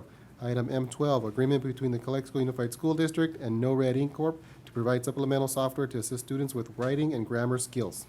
So moved. I'll second. There's a motion by Mr. Lorenzo Calderon, second by Mr. Alvarado. Comments, questions? All those in favor? Aye. Aye, motion passes 5-0. Item M13, agreements between the Calexico Unified School District and ClassWorks for a software subscription for reading and math intervention. So moved. Second. Motion by Mr. Lorenzo Calderon, second by Mr. Alvarado. Any discussion? Call for the question. All those in favor? Aye. Aye, passes 5-0. Item M14, agreement between the Calexico Unified School District and School City, Inc. for online data management system. So moved. Second. Motion by Mr. Lorenzo Calderon, second by Mr. Alvarado. Comments? All those in favor? Aye. Aye, passes 5-0. M15, agreement between the Calexico Unified School District and Imagine Learning for software subscription and professional development services for 2019-20 school year at Rockwood and Dual Elementary Schools. So moved. Second. Motion by Mr. Lorenzo Calderon, second by Mr. Alvarado. Discussion? All those in favor? Aye. Aye. Aye, passes 5-0. Item M16, agreements between the Calexico Unified School District and Imperial Valley MESA for Mathematic Engineering Science Achievement Program for Calexico High School, Enrique Camarena, Willie Moreno, for the 2019-20 school year. So moved. Second. Motion by Mr. Lorenzo Calderon, second by Mr. Alvarado. All those in favor? Aye. Aye, passes 5-0. M17, addendum agreement between the Calexico Unified School District and attention to attendance for the collection and subgroup data. So moved. Motion by Mr. Alvarado. Is there a second? Second. Second by Mr. Romero. Discussion? All those in favor? Aye. Aye. Motion passes 5-0. Item M18, lease agreement between the Calexico Unified School District and Neighborhood House of Calexico for use of facilities. So moved. Second. Motion by Mr. Romero, second by Mr. Alvarado. Questions? All those in favor? Aye. Aye, passes 5-0. M19, this is a memorandum of understanding between the Calexico Unified School District and the Imperial County Office of Education for professional development on the English Language Learner State Roadmap. So moved. Motion by Mr. Second. Lorenzo Calderon, second by Mr. Romero. Discussion? All those in favor? Aye. Aye, passes 5-0. M20, memorandum of understanding between the Imperial County Office of Education, Migrant Program Region 6, and Butte County Office of Education to implement the Calexico Unified School District for the implementation and participation of the California Migrant Mini Corps program. So So moved. moved. Motion by Mr. Alvarado, second by Mr. Lorenzo Calderon. All those in favor? Aye. Aye, passes 5-0. M21, memorandum of understanding between the Calexico Unified School District and Clínicas de Salud del Pueblo for the WIC program for the Calexico High School and Aurora High School. So moved. Motion Second. by Mr. Alvarado, second by Mr. Lorenzo Calderon. All those in favor? Aye. Aye, passes 5-0. M22, memorandum of understanding between the Calexico Unified School District and the Imperial County Office of Education for mathematics training provide Rockwood Elementary School teachers. So moved. Motion by Mr. Second. Alvarado, second by Mr. Lorenzo Calderon. Comments? All those in favor? Aye. Aye, passes 5-0. Item M23, proclamation of Red Ribbon Week on October 23rd through 31, 2019. So moved. Second. So motion by Mr. Romero, second by Mr. Alvarado. All those in favor? Aye. Aye. Passes 5-0. M24, quarterly report of Williams compliant, October 2019. Have they been taken care of? Yes, there were 3 Yeah. complaints, and all 3 have been resolved. Oh, so moved. Second. Motion by Mr. Lorenzo Calderon, second by Mr. Alvarado. Any other comments? Motion to, all those in favor? Aye. Aye, passes 5-0. M25, authorization to seek proposals for E-rate services for 2020-2021 school year. So moved. Motion by Mr. Alvarado, Second. second by Mr. Lorenzo Calderon. Discussion? All those in favor? Aye. Aye, passes 5-0. M26, variable term waiver for Norma L. Logmani for the 2019-20 school year. So moved. Motion by Mr. Romero. Second. Second by Mr. Lorenzo Calderon. Questions? This is for teachers, correct? Clinical social Clinical work. social worker. Okay. Yes. Any other questions, comments? Call for a question. All those in favor? Aye. Aye. Aye, passes 5-0. M27, provisional internship permits for Veronica Ruelas, Consuelo Camacho, Jesse Cardenas, Hector J. and Vicente Ortiz for the 2019-20 school year. If we haven't approved this, I would like to pull this item because we haven't approved the Employment? The the employment report. Okay, so we can, After, postpone it to we the can, after. we can move, But I do have a question before we ahead. move on. Will these individuals cover the vacancies that we currently have in our district? That is correct. The actual ones that Ms. Ramirez showed in the LCAP presentation, Yeah. they would be covering those vacancies. Okay, so I think we'll postpone this until after our discussion on the appointment reports. With that said, we'll go on to item M28. This is be our second reading of the revised board policy and administrative regulation 5131.2 on bullying. So moved. Motion by Mr. Alvarado. Second. Second by Mr. Romero. All those in favor? Aye. Aye, passes 5-0. M29, second reading of the revised board policy and administrative regulation 5020, parent rights and responsibilities. So moved. Second. Motion by Mr. Lorenzo Calderon, second by Mr. Alvarado. Questions? All those in favor? Aye. Aye, passes 5-0. M30, second reading of the revised board policy and administrative regulations 6142.7 on physical education. So moved. Motion by Mr. Second. Alvarado, second by Mr. Lorenzo Calderon. Any questions? All those in favor? Aye. Aye. Aye, passes 5-0. M31, second reading of the revised board policy and administrative regulation 6146.1, high school graduation requirements. So moved. Motion by Mr. Alvarado. Second. Second by Mr. Romero. Comments? All those in favor? Aye. Aye. Aye, passes 5-0. M32, second reading of revised board policy 6142.6 on visual performing arts education. So moved. Motion by Mr. Lorenzo Calderon, second by Mr. Romero. Any discussion? Call for the question. All those in favor? Aye. Aye, passes 5-0. M33, second reading of revised board policy and administrative regulation 6142.1 on sexual health and HIV/AIDS prevention instruction. So moved. Motion by Mr. Romero, Second. second by Mr. Alvarado. Any discussion? All those in favor? Aye. Aye. Aye, passes 5-0. M34, approval of the Calexico Unified School District Developer Fee Report. So moved. So motion by Mr. Romero, Second. second by Mr. Alvarado. Any comments or discussion? Seeing none, we'll call for the question. All those in favor? Aye. I wasn't here, so, Okay, so you're abstaining? yeah, abstain. Okay, so there's 4 ayes with Mr. Lorenzo Calderon abstaining on this vote. We'll move on to item M35. This is the bid award to Oakview Constructors, Inc. for the Calexico High School modular buildings and site modular buildings improvement projects. So moved. So motion by Mr. Romero, Second. second by Mr. Alvarado. Any discussion or comments? Go ahead. Yeah, just a comment, can we just tell the public what this is all about? Because Yes. we had already approved. Yeah, I think in Ms. Kim Desert's presentation on the Measure did? V Yeah, she did mention it. overview, Okay. she mentioned it was for the Yeah. infrastructure, concrete, plumbing, Sidewalks. electrical, utilities, all of Okay. that. All the Well, prep that's work. what- All right. Anything else to add, Mr. Vega or Mr. Sanders? So, as Kim mentioned, that the project is gonna be, the project itself, it's still a DSA, but we're expecting final approval in 2 weeks. So it's basically it's contingent upon DSA approval. Thank you. Any other comments or questions, discussion? All right.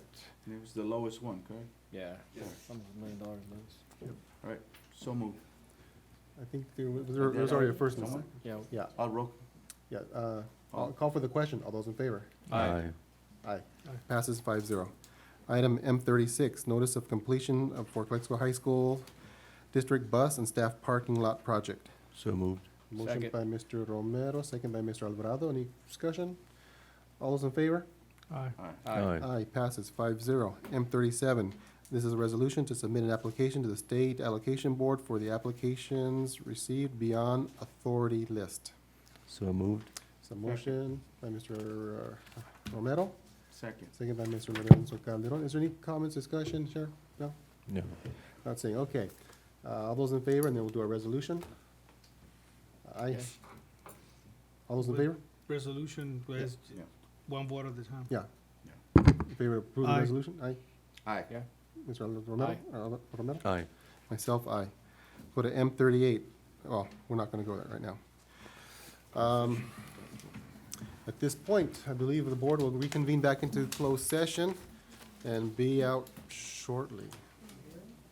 Shortly. 10?